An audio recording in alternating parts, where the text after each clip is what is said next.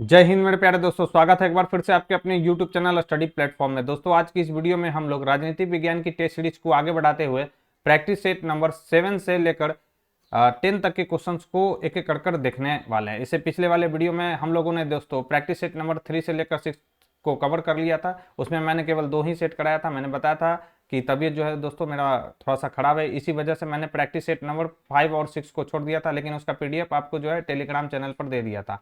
आज की इस वीडियो में हम लोग प्रैक्टिस सेट नंबर 10 तक 7 से लेकर 10 तक के क्वेश्चंस को देखने वाले हैं। किन्हीं को अगर इसका बुक चाहिए वाईसीटी का, तो उसका लिंक भी मैंने डिस्क्रिप्शन बॉक्स में दे दिया है। आप वहां से जाकर इस बुक को परचेज कर सकते हैं, या मैं इस क्लास की जो पीडीएफ है दोस्तों आपको टेलीग्राम चैनल पर अपलोड कर दूंगा, तो आप वहां से भी डाउनलोड करके इसे पढ़ सकते हैं। तो चलिए आज के फर्स्ट क्वेश्चन के साथ, जो कि है प्रैक्टिस सेट नंबर हमारा 7 का, उससे इस वीडियो की शुरुआत करते हैं। उससे पहले दोस्तों जिन लोगों ने अभी तक हमारे चैनल को सब्सक्राइब नहीं किया तो सब्सक्राइब कर लें, बेल आइकन को प्रेस कर ले ताकि नई वीडियो की नोटिफिकेशन सबसे पहले आपको मिल सके। साथ ही साथ वीडियो पसंद आए तो प्लीज इस वीडियो को ज्यादा से ज्यादा लाइक करें और अपने दोस्तों के साथ इसे शेयर करना ना भूलें। तो चलिए आज के फर्स्ट क्वेश्चन के साथ, जो कि है प्रैक्टिस सेट नंबर 7 का, उससे इस वीडियो की शुरुआत करते हैं।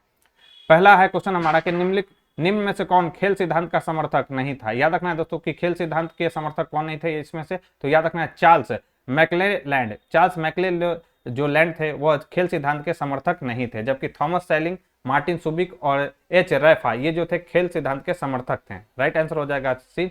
नेक्स्ट है, निम्नलिखित में से कौन एक विदेश नीति का निर्धारक तत्व नहीं है। तो याद रखना है कि विदेश नीति का निर्धारक तत्व किसको नहीं माना गया, तो जनसंख्या को नहीं माना गया, जबकि भूगोल, कूटनीति और प्राकृतिक संसाधन इसको विदेश नीति का निर्धारक तत्व माना गया। नेक्स्ट है कि निम्न उपागमों में से किस एक उपागम की दो मुख्य मांगे थी, प्रासंगिकता एवं कार्रवाई। तो यह किस उपागम का था, तो याद रखना है उत्तर व्यवहारवाद उपागम की दो मुख्य मांगे थी, प्रासंगिकता एवं कार्रवाई।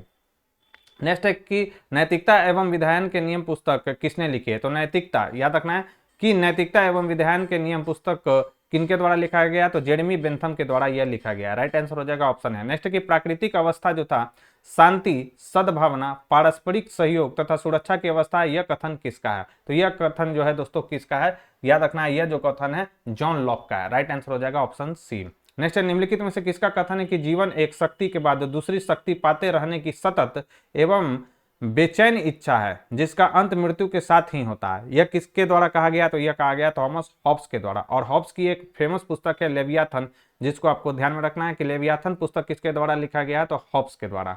नेक्स्ट हमारा क्वेश्चन है कि निम्नलिखित में से किसने कहा कि काल के क्रम में राज्य, परिवार या व्यक्ति के बाद आता है, लेकिन प्रकृति के क्रम में उनसे पहले आता है। यह किसका कथन है, तो दोस्तों यह कहता है एरिस्टोटल ने, यानी अरस्तु ने। नेक्स्ट, निम्नलिखित में से किसने द पॉलिटिकल सिस्टम पुस्तक लिखी है। तो द पॉलिटिकल सिस्टम पुस्तक किसके द्वारा लिखा गया है, तो डेविड ईस्टन के द्वारा यह लिखा गया है। नेक्स्ट है कि प्लेटो ने निम्नलिखित पुस्तकों में किसमें मिश्रित संविधान की अवधारणा का उल्लेख किया है। तो याद रखना है कि द लॉज में प्लेटो ने, इनकी पुस्तक है द लॉज, जिसमें उन्होंने मिश्रित संविधान की अवधारणा का उल्लेख किया है, याद रखना है। नेक्स्ट है कि गांधी जी के भी निम्न विचारों में अंबेडकर किस विचार से सहमत नहीं थे। याद रखना है उनसे स्वराज, अहिंसा और न्यायवादिता से जो थे अंबेडकर गांधी जी के विचारों से सहमत नहीं थे।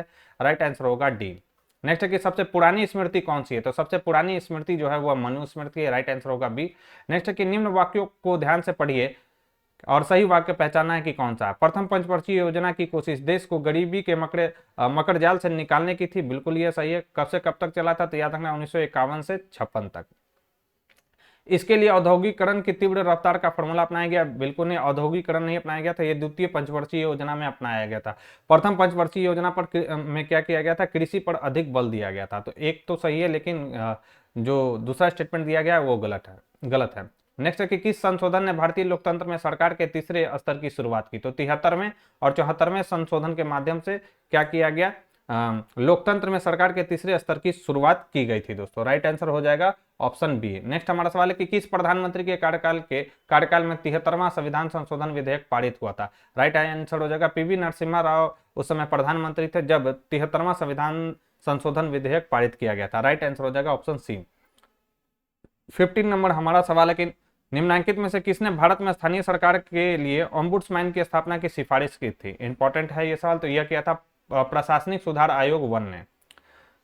इसमें उन्होंने क्या किया था, स्थानीय सरकारों के लिए ओम्बुड्समैन की स्थापना की सिफारिशें की थी। प्रथम प्रशासनिक सुधार आयोग, आपको बताना है कि प्रथम प्रशासनिक सुधार आयोग गठित कब किया गया था, और ये दोनों बताना है कि द्वितीय प्रशासनिक सुधार आयोग कब गठित किया गया था।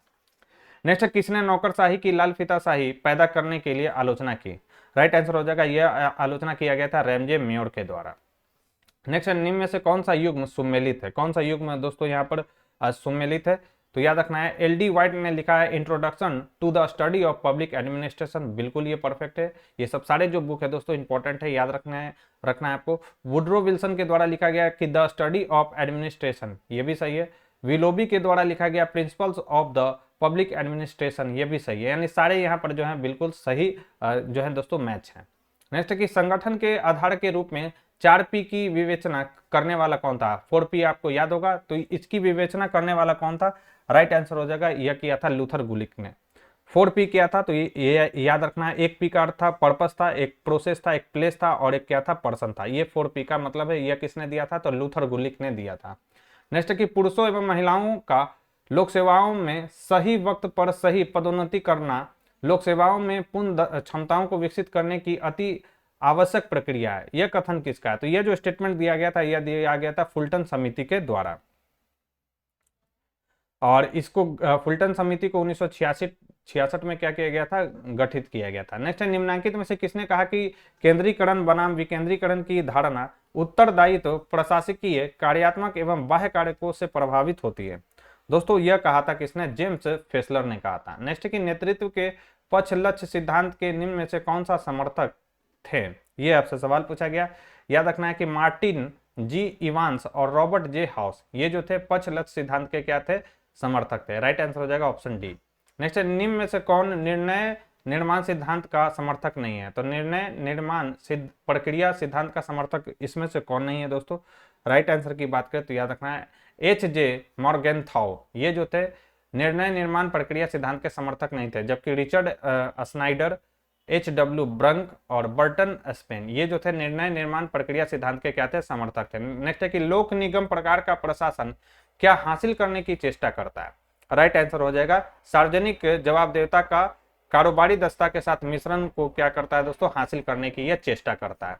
नेक्स्ट, निम्नलिखित में से किसने भविष्यवाणी की थी कि 20वीं सदी में औद्योगिकरण की मांग के अनुकूल नई सामाजिक व्यवस्थाओं को देखते हुए ब्यूरोक्रेसी के उपयोग से बाहर हो जाने की संभावना है? यह किसने कहा था दोस्तों? यह कहा था वॉरेन बेनिस ने। फिर सूची 1 को सूची 2 से मिलान करना, एक तरफ लेखा दिया गया और उनकी पुस्तक, उनके द्वारा कौन सा पुस्तक लिखा गया ये आपसे पूछा गया। तो पॉल एच एपेलवी, इनके द्वारा जो पुस्तक लिखा गया है उसका नाम क्या है? तो इनके द्वारा जो पुस्तक लिखा गया उसका नाम है morality and administration in democratic government, ये लिखा गया है पॉल एंड एपलवी के द्वारा। तो ए का तो क्या हो जाएगा? 3 हो जाएगा दोस्तों। फिर है कि जॉन एम गास एवं L.D. वाइट और M.E. डिमॉक, इनके द्वारा कौन सा बुक लिखा गया? तो याद रखना इनके द्वारा लिखा गया कि the frontiers of public administration, यानी बी का क्या हो जाएगा? 4 हो जाएगा। फिर है कि W.F. विलोबी के द्वारा जो लिखा गया वो लिखा गया कौन सा? तो याद रखना है प्रिंसिपल ऑफ पब्लिक एडमिनिस्ट्रेशन, ये लिखा गया W.F. विलोबी के द्वारा, ये 1 हो जाएगा। और जो लास्ट में बच गया ड्वाइट वाल्डो के द्वारा क्या लिखा गया? तो ideas and issues in public administration, ये लिखा गया किसके द्वारा? वाल्डो के द्वारा। तो इसका राइट आंसर हो जाएगा 3412 किसमें? तो यह है ऑप्शन बी में। नेक्स्ट की द्वितीय प्रशासनिक सुधार आयोग की निम्नलिखित 4 रिपोर्टों को उनके अपेक्षित क्रम में व्यवस्थित करके आपको बताना है और सही विकल्प का चयन करना है कि कौन सा है। तो सबसे पहले इन्होंने बताया था सूचना का अधिकार, उसके बाद मानव पूंजी को मुक्त करना, संकट प्रबंधन और शासन में नैतिकता, यानी एकदम ये क्रम में दिया गया। राइट आंसर हो जाएगा ऑप्शन ए। नेक्स्ट हमारा सवाल है कि कौन सी प्रणाली कर्मचारियों की नौकरियों में दिलचस्पी रखती है और उनके लिए प्रभावी प्रोत्साहन के रूप में काम करती है? तो याद रखना है कौन सा प्रणाली? राइट आंसर हो जाएगा पदोन्नति। नेक्स्ट है कि अस्थायी वैतनिक और कुशल अधिकारियों के पेशेवर निकाय के रूप में लोक सेवा को किसने परिभाषित किया था? तो दोस्तों यह परिभाषित किया था हरमन फाइनर ने। नेक्स्ट कि कौन सा विभाग एक राष्ट्र की प्रशासनिक संरचना के साथ उच्चतम औपचारिक स्थिति में रहते हैं? इस विभाग का नाम है सरकारी विभाग। नेक्स्ट, निम्नलिखित में से किसने कहा कि प्रशासन में व्यवहार का अध्ययन मनोविश्लेषण के जरिए किया जाना चाहिए? दोस्तों यह किसने कहा था? तो अब्राहम मैस्लो ने कहा था। आदेश की एकता सिद्धांत से क्या तात्पर्य है? तो आदेश की एकता सिद्धांत से क्या तात्पर्य है दोस्तों? तो इसका तात्पर्य है कि अपने से ऊपर केवल एक अधिकारी से आदेश प्राप्त करना। नेक्स्ट कि भारत में संयुक्त परामर्श परामर्शी तंत्र निम्नलिखित में से किसकी सिफारिश पर स्थापित किया गया? राइट आंसर हो जाएगा द्वितीय वेतन आयोग की सिफारिश पर जो है संयुक्त परामर्शी तंत्र स्थापित किया गया था भारत में। नेक्स्ट है कि लोक निगम का उत्तरदायित्व होता है, तो लोक निगम का जो उत्तरदायित्व होता है दोस्तों वह संसद के प्रति होता है। आधुनिक राज्य में लोक प्रशासन के बढ़ते महत्व के लिए कौन से कारक उत्तरदायी है? सही जो है उत्तर का आपको चयन करना है। राइट आंसर की बात करें तो 34 का क्या हो जाएगा, इसमें कौन कौन सा उत्तरदायी? तो कल्याणकारी राज्य का उदय है, वैज्ञानिक और तकनीकी प्रगति भी है, जनसंख्या में तेज बढ़ोतरी भी है और आर्थिक नियोजन भी है आधुनिक राज्य में लोक प्रशासन के बढ़ते महत्व का कारण। राइट आंसर हो जाएगा ऑप्शन डी। नेक्स्ट कि बजट एक दस्तावेज है जिसमें सार्वजनिक राजस्व और व्यय की प्रारंभिक स्वीकृति योजना होती है। यह परिभाषा किसने दी? दोस्तों यह परिभाषा जो दिया गया था किसके द्वारा दिया गया था? तो यह दिया गया था दोस्तों रेमो स्टोहम के द्वारा दिया गया था कि बजट एक दस्तावेज है जिसमें सार्वजनिक राजस्व और व्यय की प्रारंभिक स्वीकृति योजना होती है। फिर सूची 1 को सूची 2 से मिलान करना है। एक तरफ है डिसीजन मेकिंग, तो डिसीजन जो मेकिंग दिया गया था यह हर्बर्ट किसके द्वारा दिया गया था? सिमोन के द्वारा दिया गया था। इकोलॉजिकल अप्रोच जो दिया गया था फ्रेडरिक्स के द्वारा दिया गया था। न्यू पब्लिक एडमिनिस्ट्रेशन ये जो दिया गया था, मतलब ये कह सकते हैं पुस्तक ही है, तो न्यू पब्लिक एडमिनिस्ट्रेशन ये किसके द्वारा? तो ये याद रखना है मिन्नो ब्रुक कॉन्फ्रेंस के द्वारा यह दिया गया था। और फिर डेवलपमेंट एडमिनिस्ट्रेशन ये किसका था? तो याद रखना है एडवर्ड वेडनर के द्वारा। तो ए का क्या हो जाएगा 3, बी का 1, सी का 4 और डी का क्या हो जाएगा 2। 3, 1, 4 तो इसका राइट आंसर हो जाएगा किसमें? तो ऑप्शन सी में। नेक्स्ट कि भारत में प्रशासनिक सेवा के प्रशिक्षण सुधार एवं पेंशन के लिए कौन सा मंत्रालय उत्तरदायी है? राइट आंसर हो जाएगा कार्मिक लोक शिकायत एवं पेंशन जो मंत्रालय है वो इसके लिए जो है दोस्तों उत्तरदायी है। नेक्स्ट है कि डैश ने संगठन के आधार के रूप में 4P का समर्थन किया था। किसने समर्थन किया था इसका? तो इसका राइट आंसर हो जाएगा लूथर गुलिक ने। ये 2 बार सवाल मतलब कह सकते हैं आप रिपीटेड ही आ गया है।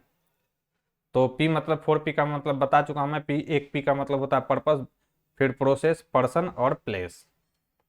नेक्स्ट है कि डैश ने ब्यूरोक्रेसी शब्द का सर्वप्रथम प्रयुक्तोत्पत्ति की थी। मतलब ब्यूरोक्रेसी शब्द किसने गढ़ा था आप ये कह सकते हैं।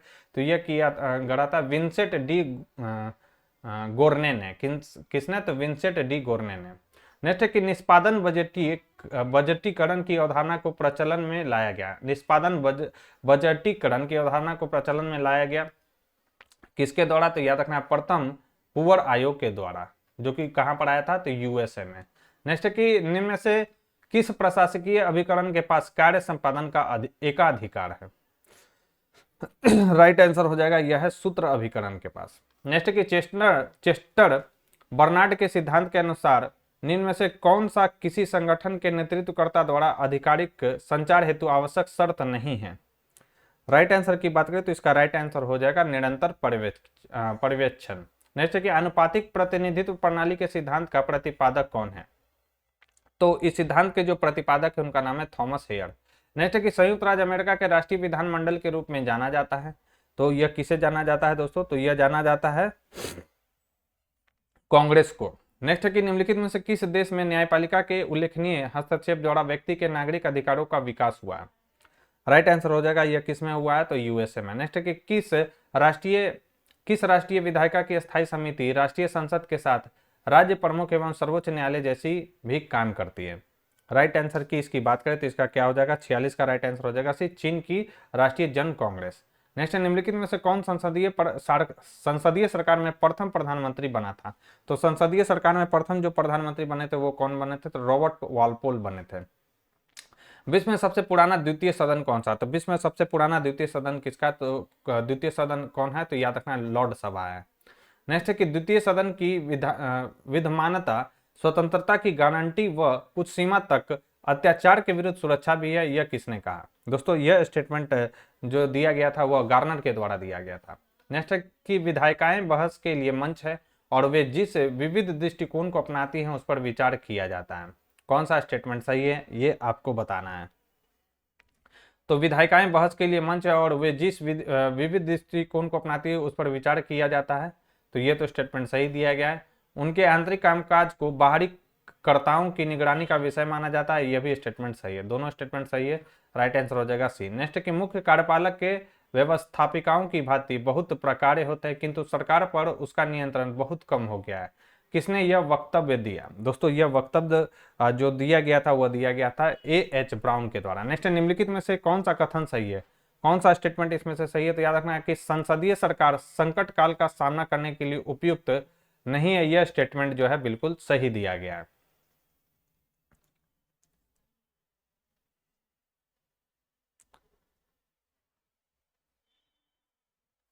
नेक्स्ट है संसदात्मक और अध्यक्षात्मक सरकारों का वर्गीकरण निम्न आधारों पर किया जाता है। याद रखना है विधायिका और कार्यपालिका के बीच संबंधों के आधार पर संसदीय शासन प्रणाली और अध्यक्षीय शासन प्रणाली का वर्गीकरण कर सकते हैं।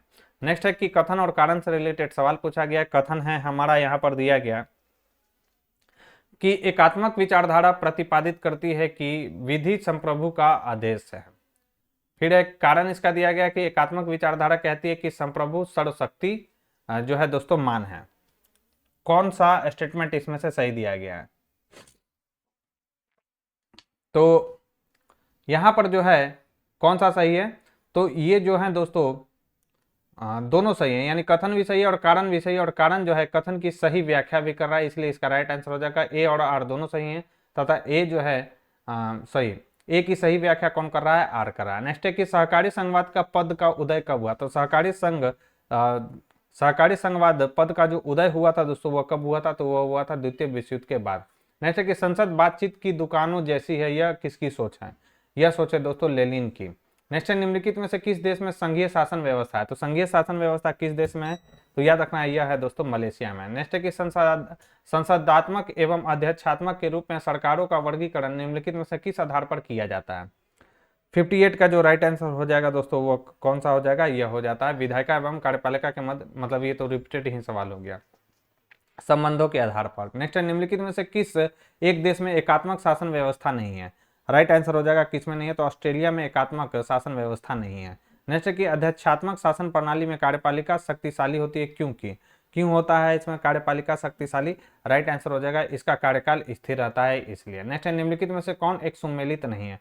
कौन सा एक सम्मिलित नहीं है दोस्तों, ये आपको बताना है। तो ऑस्ट्रेलिया में संघीय सरकार है, बिल्कुल सही है। संयुक्त राज्य अमेरिका में संघीय सरकार है। फ्रांस में एकात्मक सरकार है, बिल्कुल सही है। कनाडा में जो है एकात्मक सरकार नहीं है, याद रखना संघात्मक सरकार है वहां पे। नेक्स्ट निम्नलिखित में से कौन सा एक संसदीय शासन का लक्षण नहीं है? तो संसदीय शासन का लक्षण कौन नहीं है? विधायिका एवं कार्यपालिका में पूर्ण पृथकीकरण, ये अध्यक्षात्मक शासन प्रणाली की विशेषता है, न कि संसदीय शासन प्रणाली की। दोहरी कार्यपालिका होती है, एक वास्तविक और एक नाम मात्र की, पढ़ा होगा आपने। प्रधानमंत्री का नेतृत्व उसमें देखा जाता है, सामूहिक उत्तरदायित्व का उसमें होता है संसदीय शासन प्रणाली में। और विधायिका और कार्यपालिका के बीच जो होता है दोस्तों समन्वय होता है। कार्यपालिका जो होती है विधायिका के प्रति क्या होती है? उत्तरदायी होती है। संसदीय शासन प्रणाली में उनमें पूर्ण पृथक्करण नहीं होता है। नेक्स्ट निम्नलिखित में से किस प्रकार की सरकार में सरकारें विधानमंडल के अनिवार्य भाग के रूप में द्वितीय सदन होती है? राइट आंसर हो जाएगा 63 का, यह हो जाएगा संघीय सरकार में। नेक्स्ट निम्नलिखित में से किसने राजनीतिक व्यवस्थाओं को राजनीतिक प्रजातंत्र, परिरक्षक प्रजातंत्र, आधुनिक अल्पतंत्र, सर्वसत्तात्मक अल्पतंत्र और पारंपरिक अल्पतंत्र में वर्गीकृत किया है? राइट आंसर हो जाएगा यह किया था एडवर्ड सिल्ज ने। नेक्स्ट निम्नलिखित में से किसने संरचनात्मक रूपरेखा दृष्टिकोण यानी स्ट्रक्चरल फ्रेमवर्क अप्रोच दिया? तो यह जो अप्रोच दिया था दोस्तों वह दिया था गैब्रियल आमंड ने। नेक्स्ट की a system analysis of political life के लेखक कौन है? तो इसके लेखक का नाम है डेविड ईस्टन। कथन और कारण से रिलेटेड सवाल है, आइए एक एक कर हम लोग देखते हैं कि कथन हमारा दिया गया कि देश के भीतर भिन्नता अक्सर देश के बीच भिन्नता से व्यापक होती है। बिल्कुल कथन ये सही है कि देश के भीतर जो भिन्नता होती है अक्सर देश के बीच भिन्नता से व्यापक होती है। कारण इसका दिया गया कि राष्ट्र राज्यों की राजनीतिक संस्कृति सजातीय, सुसंगत या सुगठित नहीं है। तो कारण भी इसका सही है और कारण जो है कथन की सही व्याख्या भी कर रहा है, इसलिए इसका राइट आंसर हो जाएगा ऑप्शन सी। नेक्स्ट की लोकसभा में अनुसूचित जातियों के लिए कितनी सीटें आरक्षित हैं? तो लोकसभा में अनुसूचित जातियों के लिए कितनी सीटें आरक्षित की गई हैं दोस्तों? तो इसका राइट आंसर हो जाएगा प्रश्नकाल के समय लोकसभा में, यहां तो हो जाएगा दोस्तों, देखिए लोकसभा में यहाँ पे तो कोई ऑप्शन नहीं है, अभी 84 है और एसटी के लिए कितना है 47 है। आप इसको स्किप ही कर दें क्वेश्चन को, ठीक है। लोकसभा में एससी के लिए कितना है, एससी के लिए 84 है और एसटी के लिए कितना है, तो याद रखना है 47 है, अनुसूचित जाति और अनुसूचित जनजाति के लिए। ठीक है, तो ये क्वेश्चन को स्किप कर ले और ये जो 2 पॉइंट मैंने बताया है वो आपको ध्यान रखना है। नेक्स्ट है कि सांप्रदायिकता में निम्नलिखित बिंदुओं के साथ सोचना शामिल है।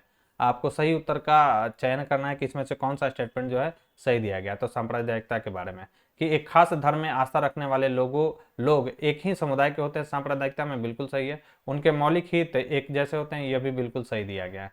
किसी अलग धर्म को मानने वाले लोग किसी दूसरे सामाजिक समुदाय का हिस्सा नहीं हो सकते, यह स्टेटमेंट गलत है। समुदाय के लोग के आपसी मतभेद सामुदायिक जीवन में सर्वोच्च अहमियत रखती हैं, ये नहीं है दोस्तों सांप्रदायिकता का अर्थ। इसका राइट आंसर केवल ए और बी ही होगा। नेक्स्ट है कि भारत में यहाँ औरतों के लिए आरक्षण की व्यवस्था है। औरतों के लिए जो आरक्षण की व्यवस्था किया गया है दोस्तों, वह कहाँ पर किया गया है, तो यह किया गया है पंचायती राज की संस्थाओं में। 1/3 जो सीटें हैं वो महिलाओं के लिए आरक्षित जो है दोस्तों रखा गया। नेक्स्ट है कि जाति व्यवस्था केवल स्वयं के बल पर नहीं टिकी है, यह एक हिस्सा है और सामाजिक गठन की एक बहुत बड़ी योजना का एक अभिन्न हिस्सा है। इसके द्वारा जाति को पसंद या नापसंद करने का सवाल ही नहीं रह गया है। किसका स्टेटमेंट है दोस्तों, यह स्टेटमेंट है जवाहरलाल नेहरू जी का। नेक्स्ट, निम्नलिखित में से किसने भारत में राजनीति की महत्वपूर्ण तथा रचनात्मक भूमिका का वर्णन विकास के भारतीय मॉडल के रूप में किया है? यह किया है दोस्तों रजनी कोठारी ने। नेक्स्ट है, भारत में पिछड़े वर्गों के बीच विशिष्ट समूह की पहचान हेतु भारतीय सरकार द्वारा निम्नलिखित में से कौन सी समिति नियुक्त की गई थी? राइट आंसर हो जाएगा, यह किया गया था न्यायमूर्ति राजनंदन समिति का गठन किया गया था भारत सरकार के द्वारा। नेक्स्ट है कि जम्मू और कश्मीर पुनर्गठन अधिनियम 2019 को राष्ट्रपति ने किस तिथि को स्वीकृति प्रदान की थी? याद रखना 9 अगस्त 2019 को स्वीकृति प्रदान की गई थी दोस्तों राष्ट्रपति के द्वारा जम्मू और कश्मीर पुनर्गठन अधिनियम 2019 को। नेक्स्ट हमारा सवाल है कि निम्न देशों में से किसने एक ही प्रयास में सार्वभौम मताधिकार अपनाया? राइट आंसर हो जाएगा, यह अपनाया था भारत ने। नेक्स्ट है कि भारत के संविधान निर्माण के समय स्थानीय स्वशासन विषय दिया गया था, तो याद रखना है यह राज्य सरकारों का विषय था स्थानीय स्वशासन। नेक्स्ट है कि निम्न में से कौन सा एक नीति आयोग का लक्ष्य नहीं है? तो कौन सा नीति आयोग का लक्ष्य नहीं है? तो याद रखना है बीपीएल संवर्ग के नागरिकों को मुफ्त विधिक सहायता प्रदान करना या नीति आयोग का लक्ष्य नहीं है दोस्तों। नेक्स्ट कि एक राज्यपाल एक अध्यादेश जारी कर सकता है। कब जारी कर सकता है राज्यपाल अध्यादेश? तो यह जारी कर सकता है जब कभी भी राज्य विधानमंडल का सत्र जारी न हो और राज्यपाल संतुष्ट हो कि तुरंत कार्य करने की आवश्यकता है, तब अध्यादेश राज्यपाल जारी कर सकता है। किस अनुच्छेद का प्रयोग करके? तो याद रखना है 213 का प्रयोग करके। नेक्स्ट है कि भारतीय संविधान के अंतर्गत न्यायिक पुनरावलोकन की शक्ति सीमित है। याद रखना है विधि द्वारा स्थापित प्रक्रिया द्वारा जो है न्यायिक पुनरावलोकन की जो शक्ति है वह सीमित है। नेक्स्ट है कि भारत का सर्वोच्च विधि अधिकारी निम्न में से किसे माना जाता है? तो भारत का जो सर्वोच्च विधि अधिकारी है दोस्तों वह किसे माना जाता है? तो यह माना जाता है अटॉर्नी जनरल ऑफ इंडिया को। किस आर्टिकल में है? तो आर्टिकल 76। नेक्स्ट है कि भारतीय संविधान का कौन सा अनुच्छेद राष्ट्रपति को नियंत्रक एवं महालेखा परीक्षक को नियुक्त करने की शक्ति प्रदान करता है? 81 नंबर क्वेश्चन अच्छा है, राइट आंसर हो जाएगा यह अनुच्छेद 148। नेक्स्ट हमारा सवाल है कि स्थगन प्रस्ताव का उद्देश्य क्या है? तो इसका उद्देश्य है कि अविलंबनीय लोक महत्व के मामले की तरफ सदन का ध्यान आकृष्ट करना, इसलिए स्थगन प्रस्ताव लाया जाता है। नेक्स्ट है कि राज्य के नीति निर्देशक तत्वों के बारे में निम्नलिखित में से कौन सा कथन सही नहीं है? कौन सा स्टेटमेंट इसमें जो है दोस्तों सही नहीं है? तो सिद्धांत सीधे कानून अदालतों द्वारा लागू किए जा सकते नहीं। ये जो सिद्धांत दिए गए नीति निर्देशक जो सिद्धांत दिए गए वो डायरेक्ट जो है अगर इनके हनन होने पर आप डायरेक्ट जो है न्यायालय नहीं जा सकते हैं दोस्तों। तो राइट आंसर हो जाएगा ऑप्शन बी। नेक्स्ट है कि मूल अधिकारों को प्रवर्तित करने के लिए रीट जारी कर सकता है? तो उच्चतम न्यायालय और उच्च न्यायालय जो है दोस्तों दोनों रीट जारी कर सकते हैं। ठीक है, इसका राइट आंसर हो जाएगा डी। उच्चतम न्यायालय जो है यानी सुप्रीम कोर्ट 32 और उच्च न्यायालय किसके तहत? तो 216 के तहत। नेक्स्ट है निम्न में से भारतीय संविधान का कौन सा अनुच्छेद मानव का दुर्व्यापार और बालात श्रम को प्रतिबंधित करता है? राइट आंसर हो जाएगा अनुच्छेद 13। नेक्स्ट भारतीय संविधान के किस भाग में आर्थिक न्याय को संविधान का लक्ष्य घोषित किया गया है? आर्थिक न्याय को संविधान का जो लक्ष्य घोषित किया गया है दोस्तों किस भाग में? तो प्रस्तावना और नीति निर्देशक सिद्धांत में। VBI कर लीजिए, अच्छा सवाल ही है। नेक्स्ट निम्नलिखित में से कौन भारत के संविधान का अभिरक्षक है? तो भारत के संविधान का अभिरक्षक जो है भारत का सर्वोच्च न्यायालय है।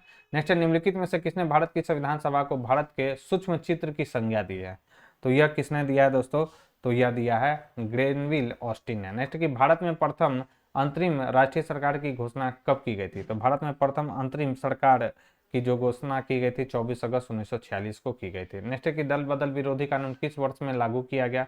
तो इसे लागू किया गया था 1985 में, याद रखना। 52वें संविधान संशोधन 1985 के तहत दल बदल विरोधी कानून को जो है दोस्तों लाया गया था। नेक्स्ट है कि निम्न में से कौन विमर्शी यानी विचारात्मक लोकतंत्र से संबंधित नहीं है? राइट आंसर हो जाएगा जॉन रॉल्स। नेक्स्ट है कि कानून सामाजिक आचरण का नियमन करने वाला नियमों का समूह है, यह परिभाषा किसने दी? दोस्तों यह जो परिभाषा दिया गया था किसके द्वारा दिया गया था? डिग्बी के द्वारा दिया गया था, जॉन डिग्बी के द्वारा। नेक्स्ट निम्नलिखित में से यह किसका वक्तव्य है? संप्रभुता नागरिकों और प्रजाजनों के ऊपर विधि द्वारा अमर्यादित राज्य की सर्वोच्च जो है दोस्तों शक्ति है, यह स्टेटमेंट दिया गया था जे बोंदा के द्वारा। नेक्स्ट है लिबर्टी शब्द लैटिन भाषा के किस शब्द से लिया गया? तो लिबर्टी जो शब्द है लैटिन भाषा के लिबर शब्द से लिया गया है। नेक्स्ट कि किसने कहा कि आर्थिक समानता के बिना राजनीतिक स्वतंत्रता एक मिथक है? यह स्टेटमेंट किसके द्वारा दिया गया था? यह दिया गया था GDH कोल के द्वारा। किसी भी राज्य की पहचान उन अधिकारों से होती है जिसकी वह रक्षा करता है, यह कथन किसका है? दोस्तों यह स्टेटमेंट दिया था लॉस्की ने। नेक्स्ट जो हमारा सवाल है वो है 97 नंबर की राजनीतिक विज्ञान में व्यवहार क्रांति के जनक के रूप में किसे जाना जाता है? तो व्यवहार क्रांति का जनक माना जाता है डेविड ईस्टन को। इंपॉर्टेंट है सवाल। राजनीति विज्ञान समाजशास्त्र का वह भाग है जिसमें राज्य के आधार तथा राज्य के सिद्धांतों पर विचार किया जाता है, यह किसका कथन है? यह जो स्टेटमेंट है वो पॉल जेनेट का है। नेक्स्ट कि राजनीति शास्त्र के पिता जाने जाते हैं, तो राजनीति शास्त्र के पिता अरस्तु को जाना जाता है राजनीति विज्ञान का जनक। जैसे कि राजनीति शास्त्र इतिहास एवं राजनीति के बीच स्थित है, अतीत एवं वर्तमान के बीचों बीच। उक्त कथन किसका है?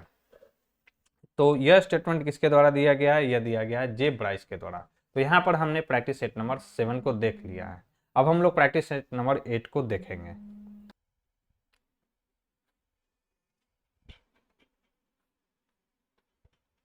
नेक्स्ट क्वेश्चन है प्रैक्टिस सेट नंबर 8 का हमारा।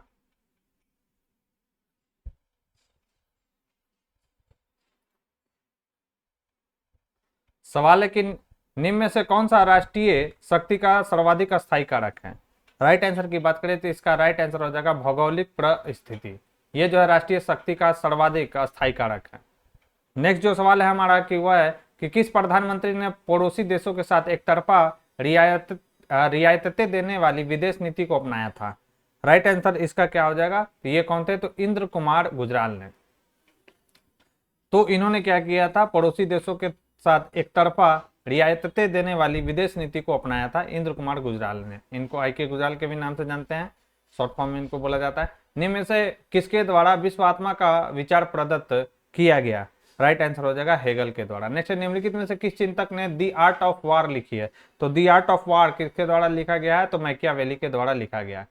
अभिकथन और कारण से रिलेटेड सवाल है, आइए एक एक कर हम लोग देखते हैं। तो अभिकथन की जॉन लॉक स्वतत्व बोधक व्यक्तिवादी थे, बिल्कुल सही है। कारण दिया गया है क्या? कि जॉन लॉक केवल हितों की वृद्धि के पक्षधर नहीं थे, तो कारण भी सही है, लेकिन कारण जो है विकथन की सही व्याख्या नहीं कर रहा है, इसलिए इसका राइट आंसर ऑप्शन डी होगा। 6 नंबर क्वेश्चन की बात करें तो 6 नंबर क्वेश्चन है कि प्लेटो की रिपब्लिक का उपशीर्षक क्या है? तो प्लेटो की रिपब्लिक का उपशीर्षक है न्याय से संबंधित है। ये प्लेटो की रिपब्लिक का उपशीर्षक। नेक्स्ट है कि प्लेटो से संबंधित निम्नलिखित कथनों पर विचार कीजिए। और क्या कह रहा है आपसे कि सही कथन की क्या करना है? आपको पहचान करना है कि कौन सा स्टेटमेंट इसमें से सही दिया गया। पहला है कि केल्लीपोलिस प्लेटो के राजनीतिक दर्शन और स्वयं रिपब्लिक का केंद्र है, बिल्कुल सही है। केल्लीपोलिस का अर्थ है अच्छा या अधिकतम सुख मानव समुदाय, तो ये भी स्टेटमेंट इसमें सही दिया गया है। राइट आंसर हो जाएगा ऑप्शन सी। नेक्स्ट है कि आनुपातिक समानता का सिद्धांत सर्वप्रथम किसने प्रतिपादित किया था? तो यह प्रतिपादित किया था अरस्तु ने। नेक्स्ट निम्न में से कौन सी कृति सावरकर की नहीं है? तो कौन सी कृति जो है सावरकर की नहीं है? राइट आंसर हो जाएगा इंडिया विंस फ्रीडम जो है वो सावरकर की कृति नहीं है दोस्तों, बल्कि किसकी है? तो मौलाना अबुल कलाम आजाद की है। The Indian war of independence, Hindu राष्ट्र दर्शन, हिंदुत्व, ये BD सावरकर की जो है यानी विनायक दामोदर सावरकर की ये सब कृति है। नेक्स्ट की पश्चिमी राजनीतिक विचारकों में कौटिल्य की तुलना किससे की गई है? तो कौटिल्य की तुलना किया गया है दोस्तों मैकियावेली से। नेक्स्ट है निम्न में से लोक सेवक कौन से होंगे? तो लोक सेवक कौन से हैं? तो याद रखना सरपंच और पंच, अध्यक्ष एवं जनपद पंचायत के सदस्य, अध्यक्ष एवं जिला पंचायत के सदस्य, ये जो है दोस्तों सभी के सभी लोक सेवक है। नेक्स्ट, निम्नलिखित में से किस व्यक्तित्व ने वर्ष 1972 में स्व रोजगार महिला संघ की स्थापना की? उन्होंने टेक्सटाइल लेबर एसोसिएशन नामक गांधीवादी महिला ट्रेड यूनियन के साथ भी काम किया था। बहुत इंपॉर्टेंट ये सवाल है। तो ये कौन था? ये थे इला भट्ट। नेक्स्ट, निम्नलिखित में से कौन सा एक कार्य स्थानीय स्वशासन से संबंधित नहीं है? तो याद रखना, सार्वजनिक व्यवस्था का अनुरक्षण ये स्थानीय स्वशासन से संबंधित नहीं है, जबकि लोक स्वास्थ्य, लोक उपयोगी सेवाएं और स्वच्छता ये जो है स्थानीय स्वशासन से क्या है दोस्तों संबंधित है, यानी इसके ये कार्य है। नेक्स्ट है कि ओम्बुड्समैन संस्था सर्वप्रथम कहाँ प्रारंभ हुआ? तो ओम्बुड्समैन जो संस्था सर्वप्रथम कहाँ प्रारंभ हुआ था? तो दोस्तों यह प्रारंभ जो हुआ था सर्वप्रथम यह हुआ था स्वीडन में। नेक्स्ट है कि शक्ति के संदर्भ में किया जाने वाला राजनीतिक कार्य राजनीति है, यह परिभाषा दी है, तो यह परिभाषा दिया है लासवेल ने। नेक्स्ट है कि लोक प्रशासन का संबंध सरकार के क्या और कैसे से है, यह किसने कहा था? दोस्तों यह कहा था किसने? M.E. डिमॉक ने, कि लोक प्रशासन का जो संबंध है सरकार के क्या और कैसे से है। नेक्स्ट है कि वैज्ञानिक प्रबंधन के सिद्धांत का प्रतिपादन किया था, तो इस सिद्धांत का प्रतिपादन किया था फ्रेडरिक टेलर ने। सूची 1 को सूची 2 से मिलान करना है। छागला आयोग पहले भी आ चुका है ये। तो अगर हम बात करें छागला आयोग, तो यह संबंधित है दोस्तों किससे? तो मंत्रिमंडलीय उत्तरदायित्व से।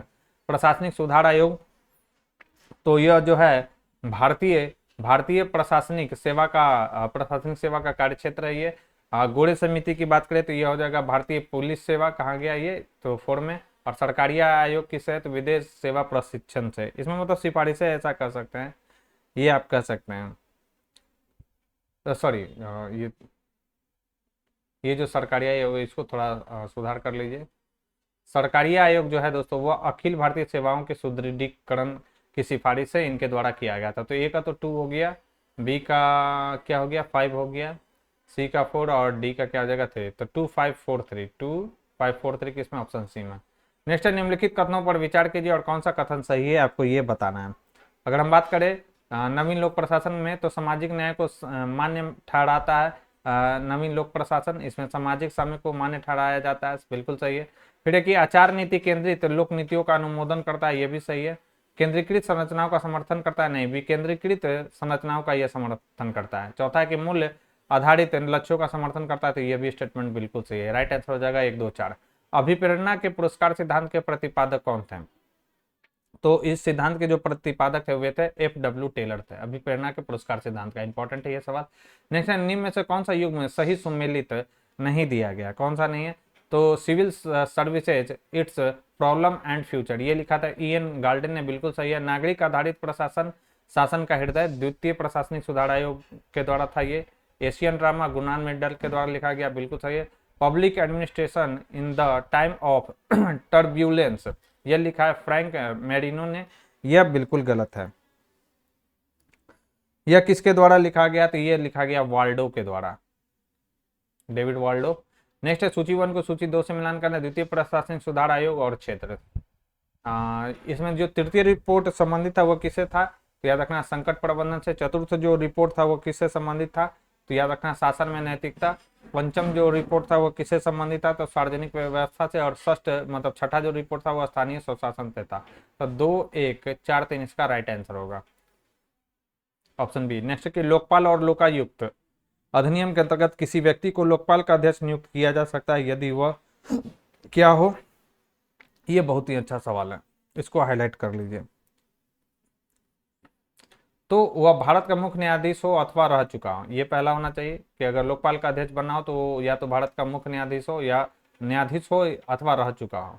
उच्चतम न्यायालय का न्यायाधीश हो अथवा रह चुका, बिल्कुल सही। प्रतिष्ठित व्यक्ति हो या अथवा प्रतिष्ठित कोई व्यक्ति हो अथवा रह चुका हो इस पद पे, तो ये होगा। 10 वर्ष के अनुभव वाला प्रशासक हो अथवा रह चुका हो, ये स्टेटमेंट इसमें गलत दिया गया है। राइट आंसर हो जाएगा ABC। नेक्स्ट है, इनमें से कौन 9 लोक प्रशासन के तथ्यों को 5 मदों के अंतर्गत संक्षेपित करते हैं? जैसे प्रासंगिकता, मूल्य, सामाजिक क्षमता, परिवर्तन और ग्राहक केंद्रित। राइट आंसर हो जाएगा फ्रैंक मेरिनी। नेक्स्ट है, राजनीति का संबंध समाज में मूल्यों के आधिकारिक आवंटन से किसका कथन है? दोस्तों यह जो कथन है यह किसका है? तो यह है डेविड ईस्टन का। नेक्स्ट है कि रिक्स का फ्यूज मॉडल आधारित है, तो रिक्स का जो फ्यूज मॉडल है वह कृषि पर निर्भरता से आधारित है। राजशाही परिवार का आधिपत्य पर आधारित है, और वस्तु के विनिमय पर आधारित आर्थिक व्यवस्था पर जो है दोस्तों फ्यूज मॉडल आधारित है रिक्स का। राइट आंसर हो जाएगा ए सी डी। समाज में मूल्य प्राप्त करने से यह संबंधित नहीं है, याद रखेंगे। नेक्स्ट, किसने निर्णय निर्माण की ब्रेन स्टॉर्मिंग विद्या का विकास किया? इसका विकास किया गया था एलेक्स एफ एवं ऑसबॉर्न के द्वारा, ब्रेन स्टॉर्मिंग विद्या का। नेक्स्ट, किस प्रकार का परीक्षण मुख्य रूप से प्रकृति में व्यक्तिपरक होता है और अक्सर उम्मीदवारों द्वारा संदेह के साथ देखा जाता है? राइट आंसर इसका क्या हो जाएगा? 28 का जो राइट आंसर होगा दोस्तों वह होगा मौखिक परीक्षा। नेक्स्ट, निम्नलिखित में से कौन लोक प्रशासन का जनक माना जाता है? तो लोक प्रशासन का जनक माना जाता है वुड्रो विल्सन को। हार्थोन के प्रयोग निम्नलिखित काल के हैं, तो हार्थोन का जो प्रयोग हुआ था 1920 के दशक के अंत में किया गया था हार्थोन का प्रयोग। और इसके जनक कौन थे? तो याद रखना है एल्टन मेयो थे। कौन थे? Elton Mayo. नेक्स्ट कि भारतीय लोक प्रशासन संस्था स्थित है, तो भारतीय जो लोक प्रशासन संस्था है वो नई दिल्ली में स्थित है। पोस्ट गौरव दृष्टिकोण संबंधित है यह संबंधित है लूथर गुलिक से, कई बार हम डिस्कस कर चुके हैं, आगे बढ़ता हूं मैं। नेक्स्ट कि किसका कथन है कि निर्णयन विभिन्न विकल्पों के चुनाव की एक सरलतम विधि है? यह किसका है दोस्तों? आपको ध्यान रखना है, यह है R.A. किलियंस का। नेक्स्ट है कि ई गवर्नेंस का अर्थ क्या है? सही उत्तर चूज कीजिए आपको। तो सरकार किसी भी समय कहीं भी हो, बिल्कुल सही। इलेक्ट्रॉनिक माध्यम से सेवाओं सूचनाओं का वितरण, बिल्कुल सही है। कागज रहित कार्यालय, यह भी बिल्कुल सही है। पारदर्शिता पूर्ण एवं पारदर्शी सरकारी कार्य हो, यह भी है। ई गवर्नेंस का यही अर्थ है दोस्तों, सभी सही है। निष्पादन बजट यह दर्शाता है कि कोई सरकारी इकाई अपने लक्ष्यों और उद्देश्यों को किस सुगमता से प्राप्त करते हैं। निम्नलिखित में से कौन निष्पादन बजट के केंद्रीय बिंदु है? तो निष्पादन बजट का कौन सा केंद्रीय बिंदु है? आइए एक एक कर हम लोग देखते हैं। तो इसमें निष्पादन स्तरों की स्थापना तथा सूचना संग्रहण की आवश्यकता होती है, बिल्कुल सही है। जो कार्य किया जाता है उसकी मात्रा का मापन होता है, यह भी स्टेटमेंट बिल्कुल सही है। उस कार्य की गुणवत्ता अथवा उसके परिणाम का मापन होता है, यह भी निष्पादन बजट के बारे में सही है। इसका इस बात पर प्रभाव पड़ता है कि किसी विभाग को भविष्य में कितना पैसा प्राप्त होगा, यह भी स्टेटमेंट सही है। मतलब चारों स्टेटमेंट यहाँ पे सही दिए गया, राइट आंसर होगा बी। राजनीति विज्ञान समाज विज्ञान का वह भाग है जिसका संबंध राज्य के आधार और सरकार के सिद्धांतों से। यह किसका वक्तव्य या यह किसने कहा है दोस्तों? यह किसने कहा है? तो यह कहा है पॉल जेनेट ने कहा है। दोस्तों अगर ये वीडियो पसंद आ रही हो, वीडियो का कंटेंट अगर आपको पसंद आ रहा हो, मेरे द्वारा की गई अगर आपको मेहनत पसंद आ रही हो दोस्तों, तो प्लीज़ इस वीडियो को ज़्यादा से ज़्यादा लाइक करें और अपने दोस्तों के साथ इसे शेयर करना ना भूले। जो लोग हमारे चैनल से पहली बार जुड़े हैं तो चैनल को सब्सक्राइब कर ले, बेल आइकन को प्रेस कर ले, ताकि नए वीडियो की नोटिफिकेशन सबसे पहले आपको मिल सके। और किन्हीं को अगर YCT का बुक चाहिए तो उसका लिंक मैंने डिस्क्रिप्शन बॉक्स में दे दिया, तो आप वहाँ से जाकर इसको परचेज कर सकते हैं, या टेलीग्राम पर भी मैं इस क्लास की PDF को अपलोड कर दूंगा, तो आप वहाँ से भी डाउनलोड करके अपनी तैयारी को बेहतर कर सकते हैं। ये BPSC 4.0 के लिए जो है दोस्तों ये बुक आपके लिए काफ़ी इंपॉर्टेंट रहने वाला है। नेक्स्ट क्वेश्चन है कि 1963 में लोकपाल शब्द का प्रतिपादन सर्वप्रथम किसने किया था? तो यह किया था किसने? तो M.L. सिंघवी ने किया था। Introduction to the study of public administration के लेखक डैश हैं। कौन है इसके लेखक? तो इसके लेखक L.D. वाइट है। लोक प्रशासन विधि अथवा कानून को विस्तृत एवं व्यवस्थित रूप से कार्यान्वित करने का नाम है। कानून को कार्यान्वित करने की प्रत्येक क्रिया का एक प्रशासनिक क्रिया। यह कथन किसके द्वारा दिया गया? दोस्तों यह कथन जो दिया गया है वुड्रो विल्सन के द्वारा दिया गया। लोक निगमों की कार्यविधि के बारे में भारत में ARC की निम्न में से कौन एक अनुशंसा नहीं थी? राइट आंसर हो जाएगा कौन सी अनुशंसा नहीं थी? तो संबंधित मंत्रालय का सचिव प्रबंधन बोर्ड का सदस्य होना चाहिए, यह स्टेटमेंट इसमें गलत दिया गया है।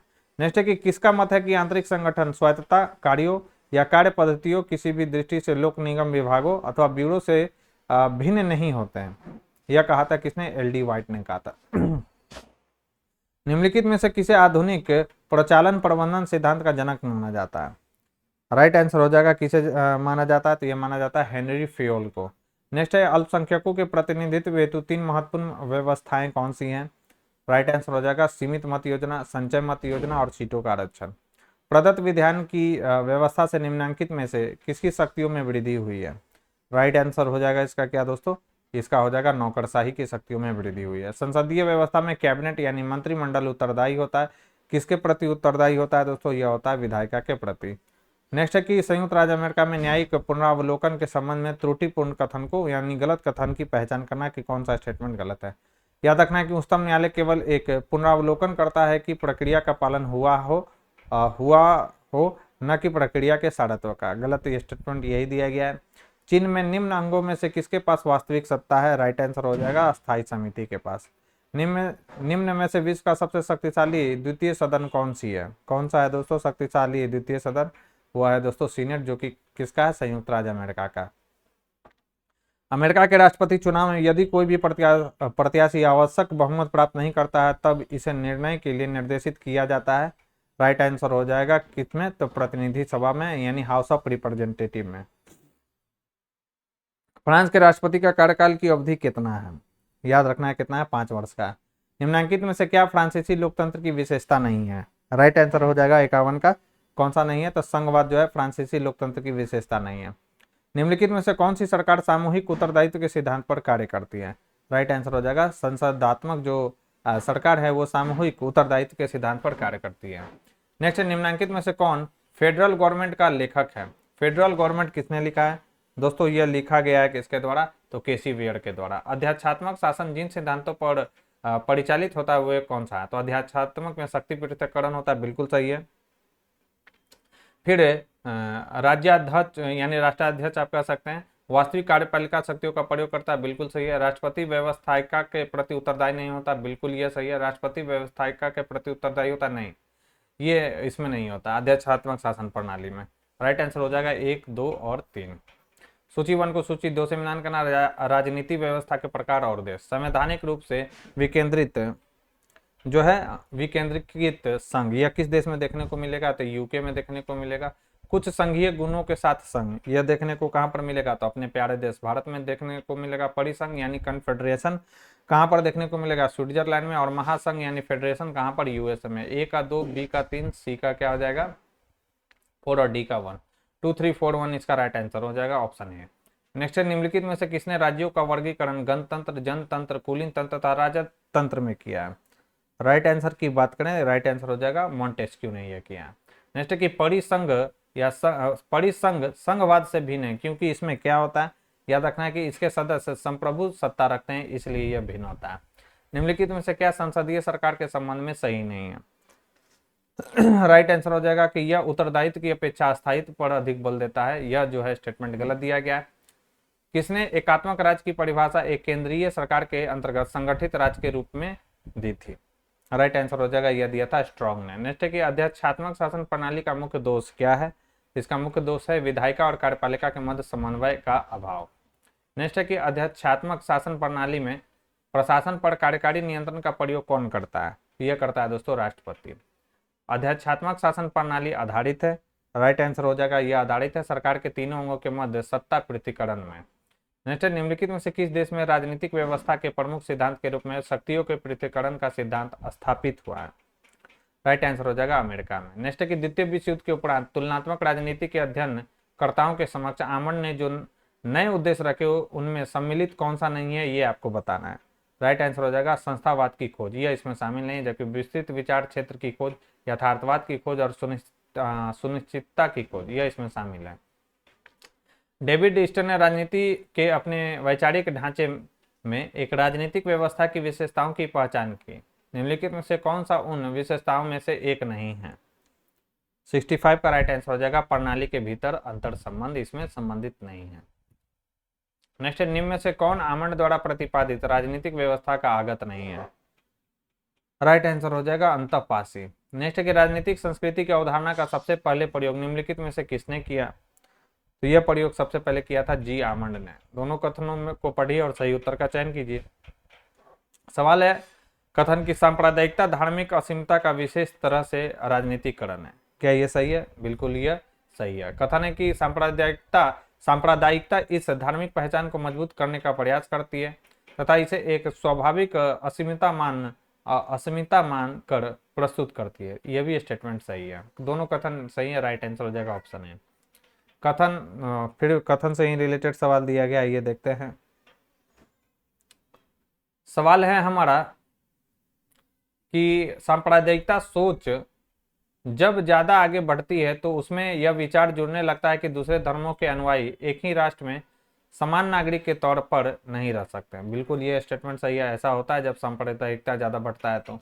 कथन 2 दिया गया कि अलग अलग धर्मों के लोग के हित तो अलग अलग होंगे ही, उनमें टकराव भी होगा, सांप्रदायिकता जहां पर होगा, तो ये भी स्टेटमेंट सही है। राइट आंसर हो जाएगा ऑप्शन सी। नेक्स्ट है कि आधुनिक समय में किस देश ने सर्वप्रथम महिलाओं को मतदान का अधिकार प्रदान किया है? इंपॉर्टेंट सवाल है, तो यह दिया था न्यूजीलैंड ने। नेक्स्ट है कि 20वीं सदी के आखिर में देश के राज्यों की शक्ति में गिरावट के लिए किसे जिम्मेदार ठहराया है? राइट आंसर हो जाएगा किसे जिम्मेदार ठहराया, तो क्षेत्रवाद को। निम्नलिखित में से किसने भारत को बहु केंद्रिक राष्ट्रवाद के उदाहरण के रूप में प्रस्तुत किया है? राइट आंसर हो जाएगा एंथनी डी स्मिथ ने। नेक्स्ट, किसने कहा कि सभी की सांप्रदायिकता हानिकारक है? अल्पसंख्यक सांप्रदायिकता का तर्क पृथकता है और बहुसंख्यक सांप्रदायिकता अंततः फासिज्म में फलीभूत होती है। यह किसका स्टेटमेंट है? यह है दोस्तों बिपिन चंद्र का। उत्तर भारत में पिछड़े वर्गों के दावे के संबंध में निम्नलिखित कथनों पर विचार कीजिए। और क्या कह रहा है? सही कथन की क्या करना है आपको? पहचान करना है कि कौन सा स्टेटमेंट इसमें सही दिया गया। आइए देखते हैं। तो स्वतंत्रता के बाद उत्तर भारत में पिछड़ी जातियों को लामबंद करने का श्रेय वास्तव में चरण सिंह यानी चौधरी चरण सिंह को जाता, बिल्कुल सही है। पिछड़े वर्गों ने जनता पार्टी में एक महत्वपूर्ण वर्ग का गठन किया। 1977 से 80 के दौरान पिछड़े वर्गों, ग्रामीण क्षेत्र और कृषि के मुद्दे पर जनता पार्टी सरकार द्वारा विशेष ध्यान दिएगा, बिल्कुल यह सही है दोस्तों। यह पिछड़ी जातियों के दावे का एक परिणाम था कि पिछड़े वर्गों की पहचान के लिए शास्त्रीय आयोग की नियुक्ति की गई, बिल्कुल यह स्टेटमेंट जो है यहाँ पर गलत दिया गया है।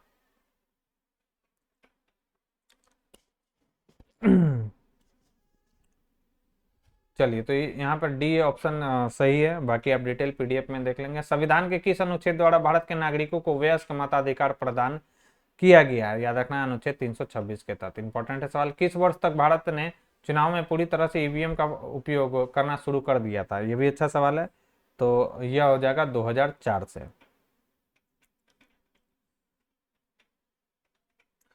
तो भारत में ईवीएम की अगर हम बात करें तो पहली बार इस्तेमाल कब किया गया था? तो 1982 में केरल के पारापुर विधानसभा क्षेत्र के 50 मतदान केंद्रों पर हुआ।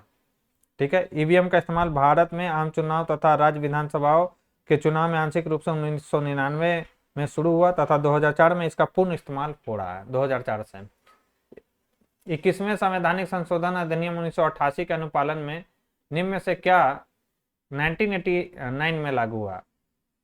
1989 में कौन सा लागू हुआ था? ये आपसे सवाल पूछा जा रहा है। याद रखना, केंद्र व राज्य विधानसभाओं के निर्वाचन हेतु मतदान आयु को 21 वर्ष से घटाकर कितना कर दिया गया था? याद रखना 18 वर्ष। 61वें संविधान, याद रखना 61वें संविधान संशोधन के माध्यम से। भारत के संविधान के किस अनुच्छेद के प्रावधान के अंतर्गत राज्यपाल किसी विधेयक को राष्ट्रपति के विचार के लिए आरक्षित रख सकता है? ये भी इंपॉर्टेंट सवाल है, याद रखना 200 के तहत। भारत में महान्यायवादी के पद के संबंध में निम्नलिखित में से कौन सा जो कथन है सही है? कौन सा स्टेटमेंट इसमें से सही दिया गया है? तो उसे भारत के राज्य क्षेत्र के अंतर्गत सभी न्यायालयों में सुने जाने का अधिकार होगा, यह स्टेटमेंट सही है। न्यायिक पुनरावलोकन की शक्ति प्राप्त है, तो याद रखना है किसको? तो सर्वोच्च न्यायालय व उच्च न्यायालय दोनों को है। भारतीय सर्वोच्च न्यायालय के मुख्य न्यायाधीश की नियुक्ति कौन करता है? तो राष्ट्रपति जो है सर्वोच्च न्यायालय की जो मुख्य न्यायाधीश है उनकी नियुक्ति करते हैं। नेक्स्ट की संसद डैश के माध्यम से लोक व्यय पर नियंत्रण स्थापित करती है? राइट आंसर हो जाएगा नियंत्रक एवं महालेखा परीक्षक के माध्यम से लोक व्यय पर संसद जो है नियंत्रण स्थापित करती है। किस अनुच्छेद में कहा गया कि राज्य आधुनिक वैज्ञानिक तर्ज पर कृषि और उद्योग को विकसित करने का प्रयास करेगा? राइट आंसर हो जाएगा अनुच्छेद 48 में। नेक्स्ट, किसी व्यक्ति को एक ही अपराध के लिए एक बार से अधिक अभियोजित और दंडित नहीं किया जाएगा, यह निम्न से किस अनुच्छेद में वर्णित है? राइट आंसर हो जाएगा यह किसमें? तो अनुच्छेद 20 में।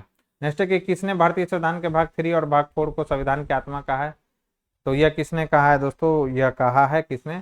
ग्रेनविन ऑस्टिन ने। नेक्स्ट, भारतीय संविधान प्रारूप समिति का सभापति कौन था? भारतीय संविधान में प्रारूप समिति के सभापति कौन थे? डॉक्टर भीमराव अम्बेडकर। नेक्स्ट, इस संविधान का संक्षिप्त नाम भारत का संविधान है, कहां पर किस अनुच्छेद में देखने को मिलता है? याद रखना अनुच्छेद 393 में। अच्छा सवाल है। 9 दिसंबर 1946 को आयोजित संविधान सभा के प्रथम बैठक का अंतरिम अध्यक्ष कौन थे? सच्चिदानंद सिन्हा। और 11 दिसंबर को कौन बने थे? तो डॉक्टर राजेंद्र प्रसाद। और 13 दिसंबर को पंडित जवाहरलाल नेहरू के द्वारा उद्देश्य प्रस्ताव जो है प्रस्तुत किया गया था। निम्न में से कौन सा भारतीय स्वतंत्रता का मैग्ना कार्टा कहा जाता है? तो भारतीय स्वतंत्रता का जो मैग्ना कार्टा कहा जाता है दोस्तों, वह कहा जाता है भारतीय शासन अधिनियम 1858 को। नेक्स्ट है, भारतीय संविधान की निम्नलिखित अनुसूचियों में से किसमें दल बदल निरोधक अधिनियम के संबंध में प्रावधान है? याद रखना है 10वीं अनुसूची में। निम्नलिखित में से कौन लोकतंत्र का एक सिद्धांतकार नहीं है? राइट आंसर हो जाएगा कौन नहीं है, तो यह है EW नित्से। कानून समस्त वासनाओं से रहित विवेक है, यह ईश्वर तथा विवेक की विशुद्ध वाणी है। यह परिभाषा किसने दी? यह जो परिभाषा दिया गया था अरस्तू के द्वारा दिया गया था। प्रभुसत्ता के कानूनी सिद्धांत के प्रतिपादन का श्रेय दिया जाता है, तो यह जो दिया जाता है दोस्तों ऑस्टिन को, ग्रेनविल ऑस्टिन को दिया जाता है प्रभुसत्ता के कानूनी सिद्धांत का प्रतिपादन करने के। अधिकार सामाजिक जीवन की वे स्थितियां हैं जिनके अभाव में सामान्यतया कोई भी व्यक्ति अपना सर्वोच्च विकास नहीं कर सकता। यह कथन किसका है दोस्तों? यह कथन किसका है? यह कथन है लॉस्की का। नेक्स्ट है कि निम्न विचारकों में से किसने स्वतंत्रता और समानता को अनुपूरक माना था? यह माना था मैकावर ने। नेक्स्ट, निम्न में से किस विचारक के अनुसार स्वतंत्रता और समानता एक दूसरे के विरोधी हैं? राइट आंसर हो जाएगा FA हेयक ने यह कहा था कि स्वतंत्रता और समानता एक दूसरे के विरोधी है। ईस्टर्न ने वर्ष 1969 में राजनीति विज्ञान में किस प्रकार अपने प्रचंड संशोधन का वर्णन किया? राइट आंसर हो जाएगा किसने? वास्तविक क्रांति के थ्रू। निम्न चिंतकों में से किसने राजनीति विज्ञान को प्रमुख विज्ञान यानी मास्टर साइंस कहा है? राइट आंसर हो जाएगा अरस्तू ने। नेक्स्ट है कि राजनीति विज्ञान के अंतर्गत राज्य तथा सरकार का अध्ययन किया जाता है। राजनीति विज्ञान की यह परिभाषा किस विचारक ने की है? राइट आंसर हो जाएगा गिल क्राइस्ट ने की है। और प्रैक्टिस सेट नंबर 8 का लास्ट सवाल है कि अर्थशास्त्र का संबंध वस्तुओं से है जबकि राजनीति शास्त्र का लोगों से है। एक का लेना कीमतों से है तो दूसरे का मूल्य से है। यह कथन किसका है दोस्तों? यह कथन किसके द्वारा कहा गया था? आई ब्राउन के द्वारा कहा गया था। तो यहाँ पर हमने प्रैक्टिस सेट नंबर 8 को कवर कर लिया। अब हम लोग प्रैक्टिस सेट नंबर 9 को कवर करेंगे। तो वीडियो पसंद आ रही हो दोस्तों तो वीडियो को लाइक करना ना भूले। जो लोग हमारे चैनल से पहली बार जुड़ रहे हों तो चैनल को सब्सक्राइब कर ले, बेल आइकन को प्रेस कर ले ताकि नई वीडियो की नोटिफिकेशन सबसे पहले आपको मिल सके। और इस वीडियो का जो PDF आपको मेरे टेलीग्राम चैनल पर मिल जाएगा, और चाहे तो आप इसे परचेज भी कर सकते हो, उसका लिंक भी मैंने डिस्क्रिप्शन बॉक्स में दे दिया है। दोनों आपके पास ऑप्शन है। तो फिलहाल हम प्रैक्टिस सेट नंबर 9 की ओर बढ़ते हैं दोस्तों। फर्स्ट सवाल है कि 1962 के क्यूबा मिसाइल संकट के समय अमेरिका का राष्ट्रपति कौन था? याद रखना उस समय अमेरिका के जो राष्ट्रपति थे उनका नाम था JF कैनेडी। नेक्स्ट, निम्नलिखित में से किन विवादों का संबंध भारत और पाकिस्तान से है? राइट आंसर की बात करें किन विवादों का संबंध भारत और पाकिस्तान से, तो सियाचिन विवाद और सड़ क्रीक विवाद, इनका जो विवाद है भारत और पाकिस्तान से। काला पानी का विवाद किससे है? तो ये भारत और नेपाल के बीच में है, याद रखना है। राइट आंसर हो जाएगा ऑप्शन ए। नेक्स्ट की हीगल के संबंध में निम्नलिखित में से कौन सा कथन सही है? कौन सा कथन सही है हीगल के विषय में दोस्तों? आपसे ये सवाल पूछा जा रहा है।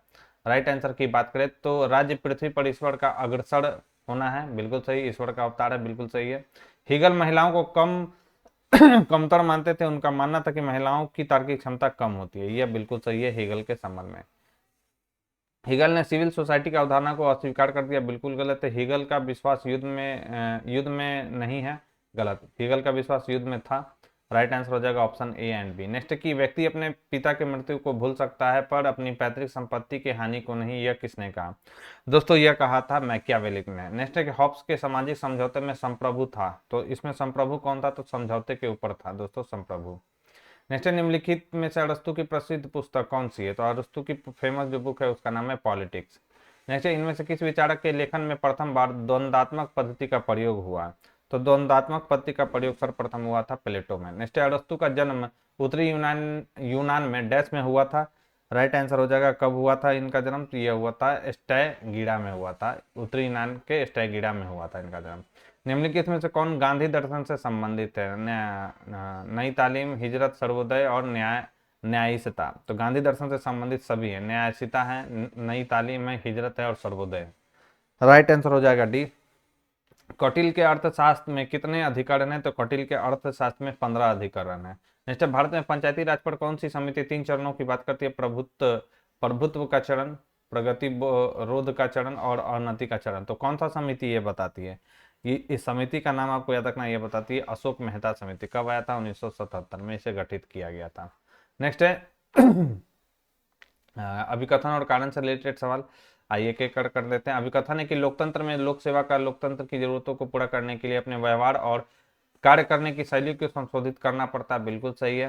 फिर यहाँ पर है क्या कि कारण इसका दिया गया कि देशव्यापी आधार पंचायती राज संस्थाओं की स्थापना और इन नव स्थापित संस्थाओं को सिविल सेवा प्रणाली के कुछ पारंपरिक कार्यों का हस्तांतरण सिविल सेवा प्रणाली में एक नई नीति प्रवृत्ति का गठन करता है। तो ये भी स्टेटमेंट सही है और कारण जो विकथन की सही व्याख्या भी कर रहा है, राइट आंसर हो जाएगा ऑप्शन ए।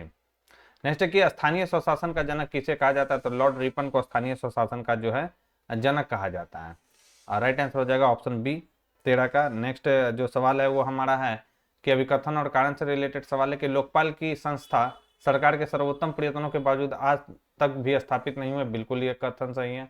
भारत की संसद में राजनीतिक दल सर्वसम्मति नहीं बना पाए हैं, यह भी बिल्कुल सही है। तर्क भी सही है और तर्क का अभिकथन की सही व्याख्या भी करा, राइट आंसर होगा ए। नेक्स्ट, इनमें से कौन सा जिलाधीश का प्रकार यानी कार्य नहीं कह सकते हैं कि कार्य नहीं है, राइट आंसर हो जाएगा 15 का।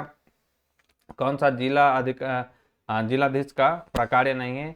तो न्याय पंचायतों के निर्णय के विरुद्ध अपील की सुनवाई, यह जिलाधीश का प्रकार नहीं है। नेक्स्ट है किस सिद्धांत की सीमाओं को दूर रखने का उपाय गैंग प्लैंक है, तो किसका है? तो याद रखना पद सोपान की सीमाओं को दूर रखने का उपाय क्या है? गैंग प्लैंक है। नेक्स्ट कि सूत्र और स्टाफ प्रकार के संगठन का सर्वप्रथम निम्नलिखित में से किस एक में प्रादुर्भाव हुआ? याद रखना है किसमें हुआ था? सैन्य प्रशासन में। नेक्स्ट कि समिति द्वारा उच्च पदस्थ लोक सेवाओं के वर्तमान प्रचलित वार्षिक गोपनीय प्रतिवेदन के स्थान पर कार्य प्रदर्शन मूल्यांकन के आधार पर पदोन्नति की सिफारिश की। तो यह सिफारिश जो है दोस्तों किसके द्वारा किया गया था? तो सुरेंद्रनाथ समिति के द्वारा। नेक्स्ट है कि समन्वय का सर्वाधिक महत्वपूर्ण साधन है, तो समन्वय का जो सर्वाधिक महत्वपूर्ण साधन कौन सा है? तो यह है नियोजन। नेक्स्ट है मनोबल एक व्यक्ति अथवा एक समूह की अंतर्निहित संपत्ति है, यह कथन किसका है? यह कथन है दोस्तों एल.डी. वाइट का। नेक्स्ट है कि सूत्र एवं स्टाफ सत्ता संबंधों की विशेषता है न कि विभागीय क्रियाकलापों की, यह कथन किसका है दोस्तों? यह कथन है कुंज एवं ओ डैनल का।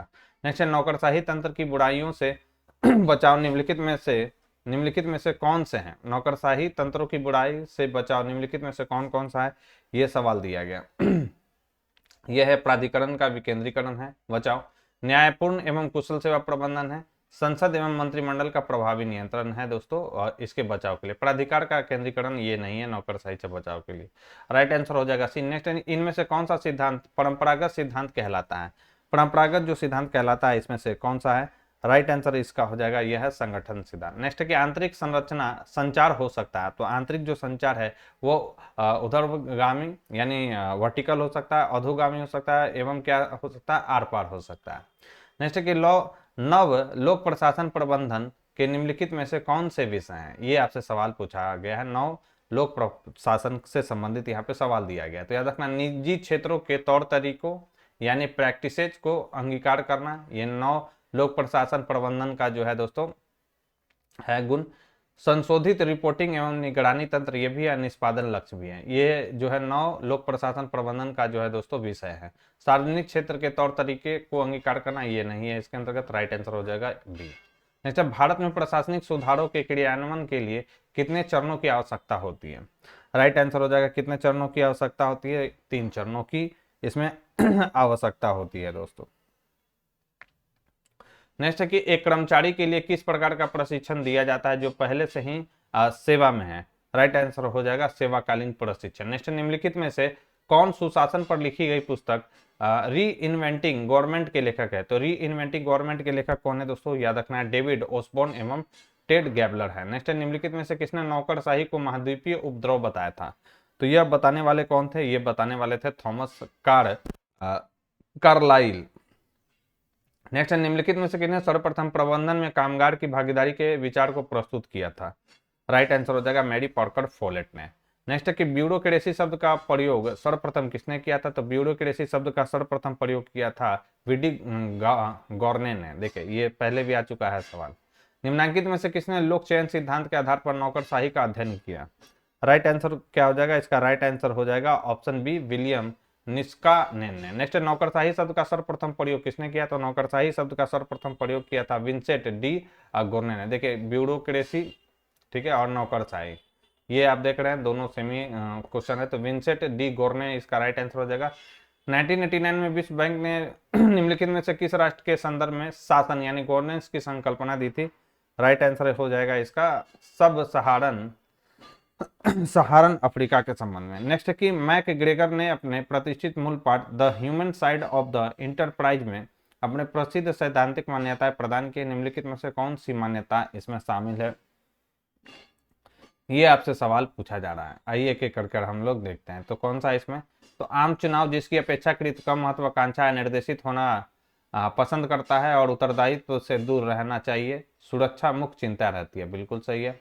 आम चुनाव समुचित स्थितियों में दायित्व न केवल स्वीकारता है बल्कि उसको प्राप्त करना भी सीखता है, यह भी बिल्कुल सही है। आम चुनाव का कार्य करने के प्रति न केवल स्वाभाविक विरोध रहता है, यदि वो उस कार्य से दूर रहने में समर्थ हो तो दूर भी रहना चाहेगा, बिल्कुल यह सही है। उत्कृष्ट प्रबंधन एक सही विज्ञान है, यह इसमें शामिल नहीं है दोस्तों, राइट आंसर हो जाएगा सी। निम्नलिखित में से कौन सा आदेश चेस्टर बर्नार्ड द्वारा प्रतिपादित उदासीनता के क्षेत्र के अंतर्गत आता है, राइट आंसर हो जाएगा जो निर्विवाद रूप से स्वीकार हो। वो जो है चेस्टर बर्नार्ड के द्वारा जो प्रतिपादित है उदासीनता के क्षेत्र के अंतर्गत यही आता है। नेक्स्ट है कि लूथर गुलिक ने लोक प्रशासन के क्षेत्र में पोस्ट कॉर्प के रूप में व्यक्त किया, जिसमें सीओ का अर्थ क्या है, तो इसका अर्थ है कोऑपरेशन है सीओ का अर्थ। पहले भी मैंने आपको बता रखा है कि सीओ का अर्थ क्या होता है इसमें, सॉरी कोऑपरेशन नहीं, सीओ का अर्थ इसमें क्या होता है, कोऑर्डिनेशन होता है सीओ का अर्थ। पी का अर्थ होता है प्लानिंग, ओ का मतलब होता है ऑर्गेनाइजिंग, एस मतलब स्टाफिंग, डी मतलब डायरेक्टिंग, सीओ मतलब होता है कोऑर्डिनेशन, आर मतलब होता है रिपोर्टिंग और बी मतलब लास्ट में क्या होता है, बजटिंग होता है। तो ये फुल फॉर्म याद रखना है आपको। नेक्स्ट है कि संगठनात्मक इकाई जिसको योजना निर्मात्री परामर्शदात्री शोधकर्ता तथा समन्वय की भूमिका का निर्वहन करना होता है कहलाती है, यह कहलाता है दोस्तों स्टाफ कहलाता है। नेक्स्ट है कि पद वर्गीकरण है, तो पद वर्गीकरण जो है कर्तव्यों का वर्गीकरण है। सूची 1 को सूची 2 से मिलान करना है। आइए एक एक कर हम लोग 39 नंबर को मिलान करते हैं सॉरी 40 नंबर को। WF विलोबी इनके द्वारा जो लिखा गया है लोक प्रशासन का सिद्धांत लिखा गया है। MB फॉलेट के द्वारा यानी मेरी पार्कर फॉलेट के द्वारा क्या लिखा गया, तो सृजनशील अनुभव। मुने एवं रैले के द्वारा क्या लिखा है, संगठन के सिद्धांत। और हेनरी फ्योल के द्वारा लिखा गया क्या, औद्योगिक सामान्य प्रबंधन। तो ए का तो 3 हो जाएगा, बी का 4, सी का 1 और डी का 2। 3 4 1 2 इसका राइट आंसर हो जाएगा। 3 4 1 2 किसमें, ऑप्शन बी में। नेक्स्ट है कि मुख्य कार्यपालक संगठन में कठिनाइयों का अंत करने वाला पर्यवेक्षक एवं आगामी कार्यक्रमों का प्रवर्तक होता है, यह कथन किसका है दोस्तों, यह जो कथन कहा गया है यह डिमॉक के द्वारा कहा गया है। निम्नलिखित में से कौन अल्पसंख्यकों के प्रतिनिधित्व की पद्धति नहीं है, राइट आंसर कौन सा हो जाएगा, सार्वभौमिक मताधिकार प्रणाली अल्पसंख्यकों के प्रतिनिधित्व की पद्धति नहीं है। नेक्स्ट, निम्नलिखित में से किस विचारक ने व्यवसायिक हितों को प्रतिनिधित्व देने के उद्देश्य से एक राजनीतिक सदन और एक औद्योगिक सदन की स्थापना किए जाने का प्रस्ताव रखा था, यह प्रस्ताव रखा था दोस्तों GDH कोल ने। नेक्स्ट है कि संसदीय शासन का मूल सिद्धांत क्या है, तो संसदीय शासन का जो मूल सिद्धांत है वह है व्यवस्थापिका तथा कार्यपालिका के मध्य एकीकरण या कह सकते हैं समन्वय। कथन और कारण से रिलेटेड सवाल है कि कथन है कि यूनाइटेड किंगडम में संसद संप्रभु है, बिल्कुल सही है। संसद की शक्ति का क्षेत्र और अभ्यास जो है असीमित है वहां पर, यह भी बिल्कुल सही है। और तर्क जो है कथन की सही व्याख्या भी कर रहा है, राइट आंसर ऑप्शन ए होगा। निम्न अंगों में से अमेरिकन संविधान में संतुलन रखने वाला पहिया कौन सा माना जाता है, राइट आंसर हो जाएगा सर्वोच्च न्यायालय। नेक्स्ट है, निम्नलिखित में से कौन संसदों की जननी कहलाती है, तो संसदों की जो जननी है वो ब्रिटिश संसद को माना जाता है। अमेरिका के प्रतिनिधि सभा के सदस्यों की कुल संख्या कितना है, 48 का राइट आंसर हो जाएगा 435। नेक्स्ट है कि विश्व की सर्वाधिक शक्तिशाली विधायिका किसकी है, यह है ब्रिटिश संसद की। नेक्स्ट, निम्नलिखित में से किस देश में न्यायिक पुनरीक्षण का प्रावधान नहीं है, तो भारत में भी है, संयुक्त राज्य अमेरिका में भी है। कहां पर न्यायिक पुनरावलोकन यानी जुडिशियल रिव्यू का कॉन्सेप्ट नहीं है, तो यूनाइटेड किंगडम में। नेक्स्ट है कि यह कथन किसका है कि संघवाद में ऐसे व्यक्तियों की आवश्यकता होती है जिनकी इच्छा संघ की होती है परंतु उन्हें एकता की इच्छा बिल्कुल नहीं होनी चाहिए, यह स्टेटमेंट किसका है, यह स्टेटमेंट है एवी डाइसी का। नेक्स्ट है, निम्नलिखित में से कौन अध्यात्मक शासन व्यवस्था की एक विशेषता नहीं है, राइट आंसर हो जाएगा इसमें दोहरी कार्यपालिका होती है, ये जो है संसदीय शासन प्रणाली की विशेषता है, न कि अध्यात्मक शासन प्रणाली की विशेषता। कार्यपालिका व्यवस्थायिका के प्रति उत्तरदायी नहीं होता, ये है इसमें। कार्यपालिका का निर्वाचन एक निश्चित अवधि के लिए होता है, ये अध्यात्मक शासन की विशेषता है। निम्न जोड़ों में से कौन सा सुमेलित नहीं है, आपसे यह सवाल पूछा गया, आइए मैच कराते हैं। तो एकात्मक संविधान एक केंद्रीय सरकार द्वारा चलाया जाता है, बिल्कुल सही है। संघीय संविधान केंद्र एवं राज्यों के बीच शक्तियों के बंटवारे से संबंधित है। और अध्यक्षीय शासन प्रणाली राष्ट्रपति दोनों नामधारी एवं यथार्थ कार्यपालिका होता है। और यहाँ पर क्या बोल रहा है 53 का कि संसदीय शासन प्रणाली में क्या होता है, प्रधानमंत्री के निर्धारित कार्यकाल होती है। नहीं, संसदीय शासन प्रणाली में प्रधानमंत्री का निर्धारित जब तक उसको निचले सदन का बहुमत प्राप्त रहता है दोस्तों, तब तक वो प्रधानमंत्री रहते हैं। जैसे बहुमत तो खो देते हैं, वो अपनी क्या होते हैं दोस्तों, प्रधानमंत्री, मतलब आप कह सकते हैं हटाए जा सकते हैं, तो निश्चित कार्यकाल नहीं होता उनका। अध्यक्षीय शासन प्रणाली में राष्ट्रपति दोनों नामधारी एवं यथार्थ कार्यपालिका होते, बिल्कुल सही है। नेक्स्ट सवाल है 54 का, निम्नलिखित में से सर्वसत्तात्मक रूप की सरकार कौन सी है? राइट आंसर हो जाएगा संसदीय रूप की सरकार। नेक्स्ट है संघात्मक शासन व्यवस्था का किसे विशेषज्ञ माना जाता है? तो यह माना जाता है के.सी. बियड को। नेक्स्ट निम्नलिखित में से किस एक लेखक ने मत प्रकट किया कि मंत्री मंडलात्मक शासन प्रणाली में नौकरशाही मंत्री पदीय उत्तरदायित्व की ओट में फलती फूलती रहती है? यह किसने कहा था? तो यह कहा था उपरोक्त में से कोई नहीं। ये कहा था किसने कहा था? रैमजियोर ने किया था, रैमजियोर ने। नेक्स्ट द्विसदनवाद निम्नलिखित शासन प्रणालियों में से किस एक की एक अनिवार्य विशिष्टता है? राइट आंसर हो जाएगा किसके? तो संघात्मक व्यवस्था के। नेक्स्ट सूची 1 को सूची 2 से मिलान करना। एक तरफ शासन प्रणाली दिया गया और आवश्यक गुण यहाँ पर दिया गया। आइए पढ़ते हैं हम लोग। कैबिनेट जो है शासन प्रणाली, तो कैबिनेट शासन प्रणाली में क्या होता है? सामूहिक उत्तरदायित्व इसमें होता है। अध्यात्मक शासन प्रणाली में क्या होता है? तो अध्यात्मक शासन प्रणाली में शक्तियों का क्या होता है? पृथक्करण होता है। संघात्मक शासन प्रणाली में क्या होता है? तो संघात्मक जो शासन प्रणाली में देखने को मिलता है शक्तियों का विभाजन देखने को मिलता है। और एकात्मक शासन प्रणाली में आपको क्या देखने को मिलेगा? शक्तियों का संकेंद्रण देखने को मिलेगा। 2 1 4 3 इसका परफेक्ट आंसर होगा। 2 1 4 3 किसमें? ऑप्शन 2 में। नेक्स्ट अध्यात्मक शासन प्रणाली की मुख्य विशेषता कौन सी है? तो अध्यात्मक शासन प्रणाली की मुख्य विशेषता सभी है, यानी कार्यपालिका का अध्यक्ष राष्ट्रपति होता है, बिल्कुल सही है। राष्ट्रपति अपने मंत्रिपरिषद की नियुक्ति स्वयं करता है, यह भी सही है। राष्ट्रपति व्यवस्थापिका का विघटन नहीं कर सकता, यह भी स्टेटमेंट इसमें सही दिया गया। कथन है और कारण से रिलेटेड सवाल है। भारत में संघवाद व्यवहारिक नहीं है, तो यह जो है दोस्तों बिल्कुल सही कि भारत में जो संघवाद है व्यवहारिक नहीं है। भारत एक संघीय राज्य नहीं है, गलत है।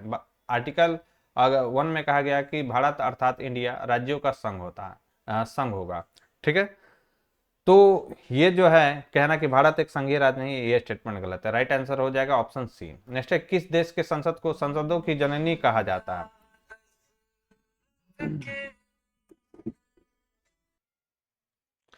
तो संसदों की जननी कहा जाता है ब्रिटेन को। नेक्स्ट निम्नलिखित में से किस देश को प्राप्त है दोहरी नागरिकता, राष्ट्रीय नागरिकता और राज्य नागरिकता?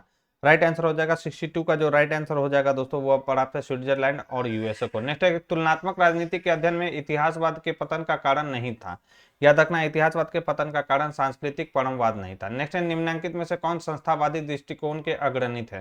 तो संस्थावादी दृष्टिकोण के जो अग्रणी थे उनका नाम है दोस्तों क्या? तो उनका नाम है जेम्स ब्राइस है, एवी डाइसी हैं और कौन है? तो याद रखना है कार्ल जे फ्रेडरिक है। याद रखना ये नहीं थे आरसी मैक्री डिस नहीं थे इसमें। राइट आंसर हो जाएगा ऑप्शन बी। नेक्स्ट निम्न में से कौन से लुसियन पाई के अनुसार राजनीतिक विकास के लक्षण है? तो लुसियन पाई के अनुसार राजनीतिक विकास के लक्षण कौन सा है? तो याद रखना समानता, क्षमता और विभेदीकरण, ये सब लक्षण है इसके। राइट आंसर डी होगा। निम्नलिखित में से कौन सा सतत विकास का अभिलक्षण नहीं है? तो सतत विकास का अभिलक्षण कौन सा नहीं है? तो अनियंत्रित विकास सतत विकास का लक्षण नहीं है। मंडल आयोग ने 1980 की अपनी रिपोर्ट में सरकारी नौकरियों में सामाजिक एवं शैक्षणिक तौर पर पिछड़े वर्गों को कितने प्रतिशत आरक्षण की संस्तुति की थी? इंपॉर्टेंट सवाल बन सकता है ये। राइट आंसर हो जाएगा 27% आरक्षण की संस्तुति इनके द्वारा किया गया था। रंग भेद की नीति के बारे में निम्न से कौन सा सही कथन है? चुनाव करें। राइट आंसर हो जाएगा अश्वेतों को गोरों की बस्तियों में बसने की इजाजत नहीं थी, यह स्टेटमेंट सही है। भारत में सामाजिक विविधताओं के लिए निम्नलिखित में से कौन सा उत्तरदायी है? सामाजिक विविधताओं के लिए कौन सा उत्तरदायी है? तो सांस्कृतिक असमानताएं यहाँ पर सामाजिक विविधताओं के लिए जिम्मेदार है और भाषाई असमानता जो है यहाँ पर सामाजिक विविधताओं के लिए जिम्मेदार है दोस्तों। आर्थिक असमानता है बिल्कुल नहीं, राजनीतिक असमानता ये भी नहीं होगा इसका। राइट आंसर सी होगा। नेक्स्ट है इनमें से विकास पर भ्रष्टाचार के नकारात्मक प्रभाव कौन से हैं? तो विकास पर भ्रष्टाचार के नकारात्मक प्रभाव इसमें से कौन सा है? आपसे ये सवाल पूछा जा रहा है तो सब होगा, यानी निम्न स्तरीय सामाजिक सेवाएं इसमें शामिल है, निम्न आर्थिक वृद्धि भी है, उच्च कर बोध एवं सीमित सेवाएं भी है, और कृषकों को उनके उत्पादन की बिक्री के कम अवसर भी मिलेंगे, ये भी सही है। राइट आंसर हो जाएगा डी। नेक्स्ट कि भारत की राजनीतिक संस्थाओं की संरचना आधुनिक है, लेकिन उनका वास्तविक स्वरूप क्या है? उनका वास्तविक स्वरूप की बात करें तो उनका वास्तविक स्वरूप है परंपरागत। सांप्रदायिकता आधुनिकीकरण की प्रक्रिया से गुजरते हुए किसी बहुलवादी समाज में अपनी पहचान कायम रखने के लिए किसी समुदाय की अपनी राजनीतिक दावेदारी है। उपयुक्त कथन निम्नलिखित में से किसका है? दोस्तों यह जो कथन दिया गया है रॉबर्ट मेल्सन और हॉवर्ड वोल्फ के द्वारा दिया गया है। नेक्स्ट, निम्नलिखित में से किस वर्ष में भारत सरकार ने धनी किसानों को समायोजित करने के लिए राजनीतिक प्रयास किए और विभिन्न वर्गों के हितों का प्रबंधन करने के लिए लोक लुभावनवाद और संरक्षण का सहारा लिया? राइट आंसर हो जाएगा 1966 से 90 तक। वित्त आयोग का गठन अनुच्छेद 280। सोचना ही नहीं, आगे बढ़ते हैं। संविधान के किस अनुच्छेद के तहत प्रत्येक निवासी स्वस्थ दिमाग का वयस्क नागरिक और अपराध, भ्रष्टाचार या अवैध व्यवहार के आधार पर कानूनी रूप से प्रतिबंधित नहीं होने वाला व्यक्ति मतदाता के रूप में पंजीकृत होने का हकदार है? 75 का राइट आंसर क्या हो जाएगा? यह हो जाएगा अनुच्छेद 326। ये पहले भी सवाल आ चुका है। निम्नलिखित में से कौन चुनावी राजनीति में वाद विवाद के विषय है? तो वाद विवाद का विषय कौन सा है, ये सवाल यहाँ पर दिया गया। वाद विवाद का विषय इलेक्ट्रॉनिक मतदान मशीन है, एक राष्ट्र एक चुनाव है, और स्थानीय चुनाव लड़ने के लिए 2 बच्चों के मानक को प्रारंभ करना। ये वाद विवाद का क्या है दोस्तों? मुद्दा है। ठीक है, ये नहीं है एक सदस्यीय निर्वाचन आयोग। ए बी डी इसका जो होगा परफेक्ट आंसर होगा। नेक्स्ट है कि जम्मू और कश्मीर इस भूतपूर्व राज्य को किस वर्ष अपनी पहली महिला मुख्यमंत्री मिली? तो यह मिला था 2016 में। महबूबा मुफ्ती जम्मू कश्मीर राज्य की प्रथम महिला मुख्यमंत्री है, याद रखना, 2016 में बनी थी। नेक्स्ट है भारतीय संसदीय शासन प्रणाली में मंत्रिमंडल किसके प्रति उत्तरदायी होते हैं? तो लोकसभा के प्रति जो होते हैं उत्तरदायी होते हैं। और अगर पूछे व्यक्तिगत रूप से ये किसके प्रति उत्तरदायी होते हैं तो राष्ट्रपति के प्रति। नेक्स्ट 79 नंबर हमारा सवाल है कि भारतीय संविधान के किस अनुच्छेद के अंतर्गत मंत्रीगण सामूहिक रूप से लोकसभा के प्रति उत्तरदायी होते हैं? राइट आंसर हो जाएगा 75 के अधीन, अनुच्छेद 75 के तहत। भारत में न्यायिक सक्रियता संबंधित है, तो भारत में जो न्यायिक जो सक्रियता है दोस्तों वह संबंधित किससे है? तो यह संबंधित है जनहित याचिका से। नेक्स्ट है कि लोकसभा की निम्न में से कौन एक स्टैंडिंग कमेटी नहीं है? तो स्टैंडिंग कमेटी कौन सी नहीं है? तो पुस्तकालय कमेटी। नेक्स्ट है कि राज्य आर्थिक सामर्थ्य और विकास की सीमाओं के भीतर काम पाने के, शिक्षा पाने के और बेरोजगारी, बुढ़ापा, बीमारी और निःशक्तता तथा अन्य अनर्य अभाव की दशाओं में लोक सहायता पाने के अधिकार को प्राप्त करने का प्रभावी बंद करेगा। यह मतलब क्वेश्चन जड़ा सा है, इसको लंबा एकदम कर दिया गया। राइट आंसर हो जाएगा 41। काम पाने का अधिकार जो है ये 41 में बोला गया है। भारत का संविधान मान्यता देता है, तो भारत का जो संविधान है दोस्तों वो मान्यता देता है किसको? तो धार्मिक और भाषाई अल्पसंख्यक को। संवैधानिक उपचारों का अधिकार आर्टिकल 32, डॉक्टर भीमराव अंबेडकर ने इसे संविधान की आत्मा कहा। नेक्स्ट की केंद्र राज्य के मध्य शक्तियों का बंटवारा संविधान की किस अनुसूची में दिया गया? तो 7वीं अनुसूची में दिया गया। 3 सूचियां संघ सूची, राज्य सूची और समवर्ती सूची। नेक्स्ट की निम्नलिखित में से किसने बेनेगल नरसिंह राव को भारत की संविधान सभा का संवैधानिक सलाहकार नियुक्त किया? तो यह किसने किया था? 86 का राइट आंसर हो जाएगा भारत के गवर्नर जनरल ने। नेक्स्ट निम्न में से कौन संविधान सभा की सलाहकार समिति के अध्यक्ष है? तो संविधान सभा के सलाहकार समिति के अध्यक्ष कौन बनाए गए थे? तो वल्लभ भाई पटेल बनाए गए थे सलाहकार समिति के अध्यक्ष। नेक्स्ट भारतीय संविधान की प्रस्तावना के विषय में क्या सत्य है? राइट आंसर हो जाएगा सभी सत्य है, यानी ये मूलभूत मूल्यों एवं दार्शनिक विचारों को प्रस्तुत करता है। बिल्कुल सही है। यह संविधान के सार को लिखित में रखता है। यह संविधान की आत्मा तथा कुंजी भी है, यह भी सही है। भारत के संविधान की निम्नलिखित में से किस अनुसूची में दल बदल विरोधी अधिनियम 10वीं अनुसूची हो गया, याद रखना है। किसने कहा कि यूनान ने एकता विहीन लोकतंत्र विकसित किया है? रोम ने लोकतंत्र विहीन एकता कायम किया है। यह दो जो स्टेटमेंट है, यह स्टेटमेंट दिया है गेटेन ने। नेक्स्ट कि राज्य विधि का शिशु तथा जनक दोनों ही है, यह कथन संबंधित है? तो यह संबंधित है मैकावर्स है। नेक्स्ट किंतु प्रत्येक व्यक्ति जानता है कि संसद राजा को आस्टीनवादी अर्थ में प्रभुसत्ता संपन्न संस्था समझना असंगत है, यह कथन किसका है? दोस्तों यह जो स्टेटमेंट दिया गया लॉस्की के द्वारा दिया गया। नेक्स्ट अधिकारों के कानूनी सिद्धांत की वकालत करने का श्रेय किसे दिया जाता है? तो यह जो श्रेय दिया जाता है ऑस्टिन को दिया जाता है। किसने कहा कि समानता की अभिलाषा के कारण स्वतंत्रता की आशा ही व्यर्थ हो गई है? तो यह कहा था दोस्तों किसने, तो यह कहा था लॉर्ड एक्टन ने। जैसे कि जब तक राज्य बना रहता है तब तक स्वतंत्रता का अस्तित्व नहीं रहता है, जहाँ स्वतंत्रता विद्यमान रहती है वहां राज्य का अस्तित्व नहीं होगा। यह कथन किसका है, यह कथन है लेनिन का। नेक्स्ट है अभिकथन और कारण से रिलेटेड सवाल दिया गया है, तो आइए पढ़ते हैं कि अभिकथन के 1950 के दशक में विकास के सिद्धांत यथा यह व्यवहारवाद एक सार्वभौमिक रूप से स्वीकृत प्रतिमान के रूप में कभी विकसित नहीं हो पाया, क्योंकि वे स्थानीय रूप से सीमित रह गए। बिल्कुल सही है। तर्क इसका दिया जा रहा है कि उनका उद्भव शीतकाल शीत युद्ध के दौरान हुआ तथा परिणाम स्वरूप पक्षपातपूर्ण था। यह भी सही है और यह इसकी सही व्याख्या भी कर रहा है। राइट आंसर ऑप्शन ए होगा। नेक्स्ट है कि नागरिक शास्त्र की उत्पत्ति सिविक और सिविटाज से हुई। यह कैसे शब्द है, तो यह जो शब्द है ये लैटिन शब्द है, सिविक और सिविटाज।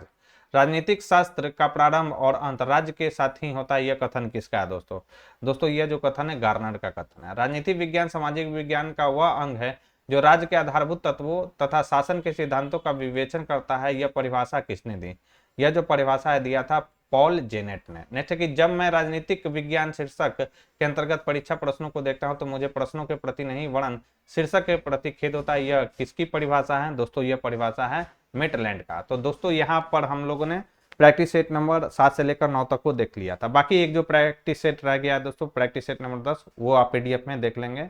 तो यहाँ पर जो है हमारा पॉलिटी से रिलेटेड जो वाईसीटी के द्वारा प्रैक्टिस सेट निकाला गया है पेपर 2 के लिए, उसको हम लोगों ने कवर कर दिया।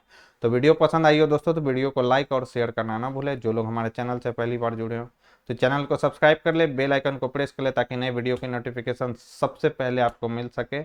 और किन्हीं को अगर ये बुक चाहिए तो उसका लिंक भी मैंने डिस्क्रिप्शन बॉक्स में दे दिया, आप वहाँ से जाकर इसको परचेज कर सकते हैं। और जिनका भी एग्जाम है उनको मेरी तरफ से बेस्ट ऑफ लक, आप अच्छा एग्जाम करके आए और जल्द से जल्द आपके कमेंट का इंतजार रहेगा कि आपका ये जो पॉलिटिकल साइंस का पेपर है या किसी भी पेपर में आप दिए हों बिहार स्टेट में, तो आप जरूर एक बार कमेंट जो है दोस्तों जरूर करें कि आपका पेपर कैसा रहा। मेरे द्वारा जो प्रैक्टिस सेट कराया गया था, प्रीवियस ईयर्स का क्वेश्चन कराया गया था, वो आया या नहीं आया एक बार कमेंट में जरूर लिखेंगे दोस्तों। तो आज के लिए बस इतना ही दोस्तों, थैंक यू।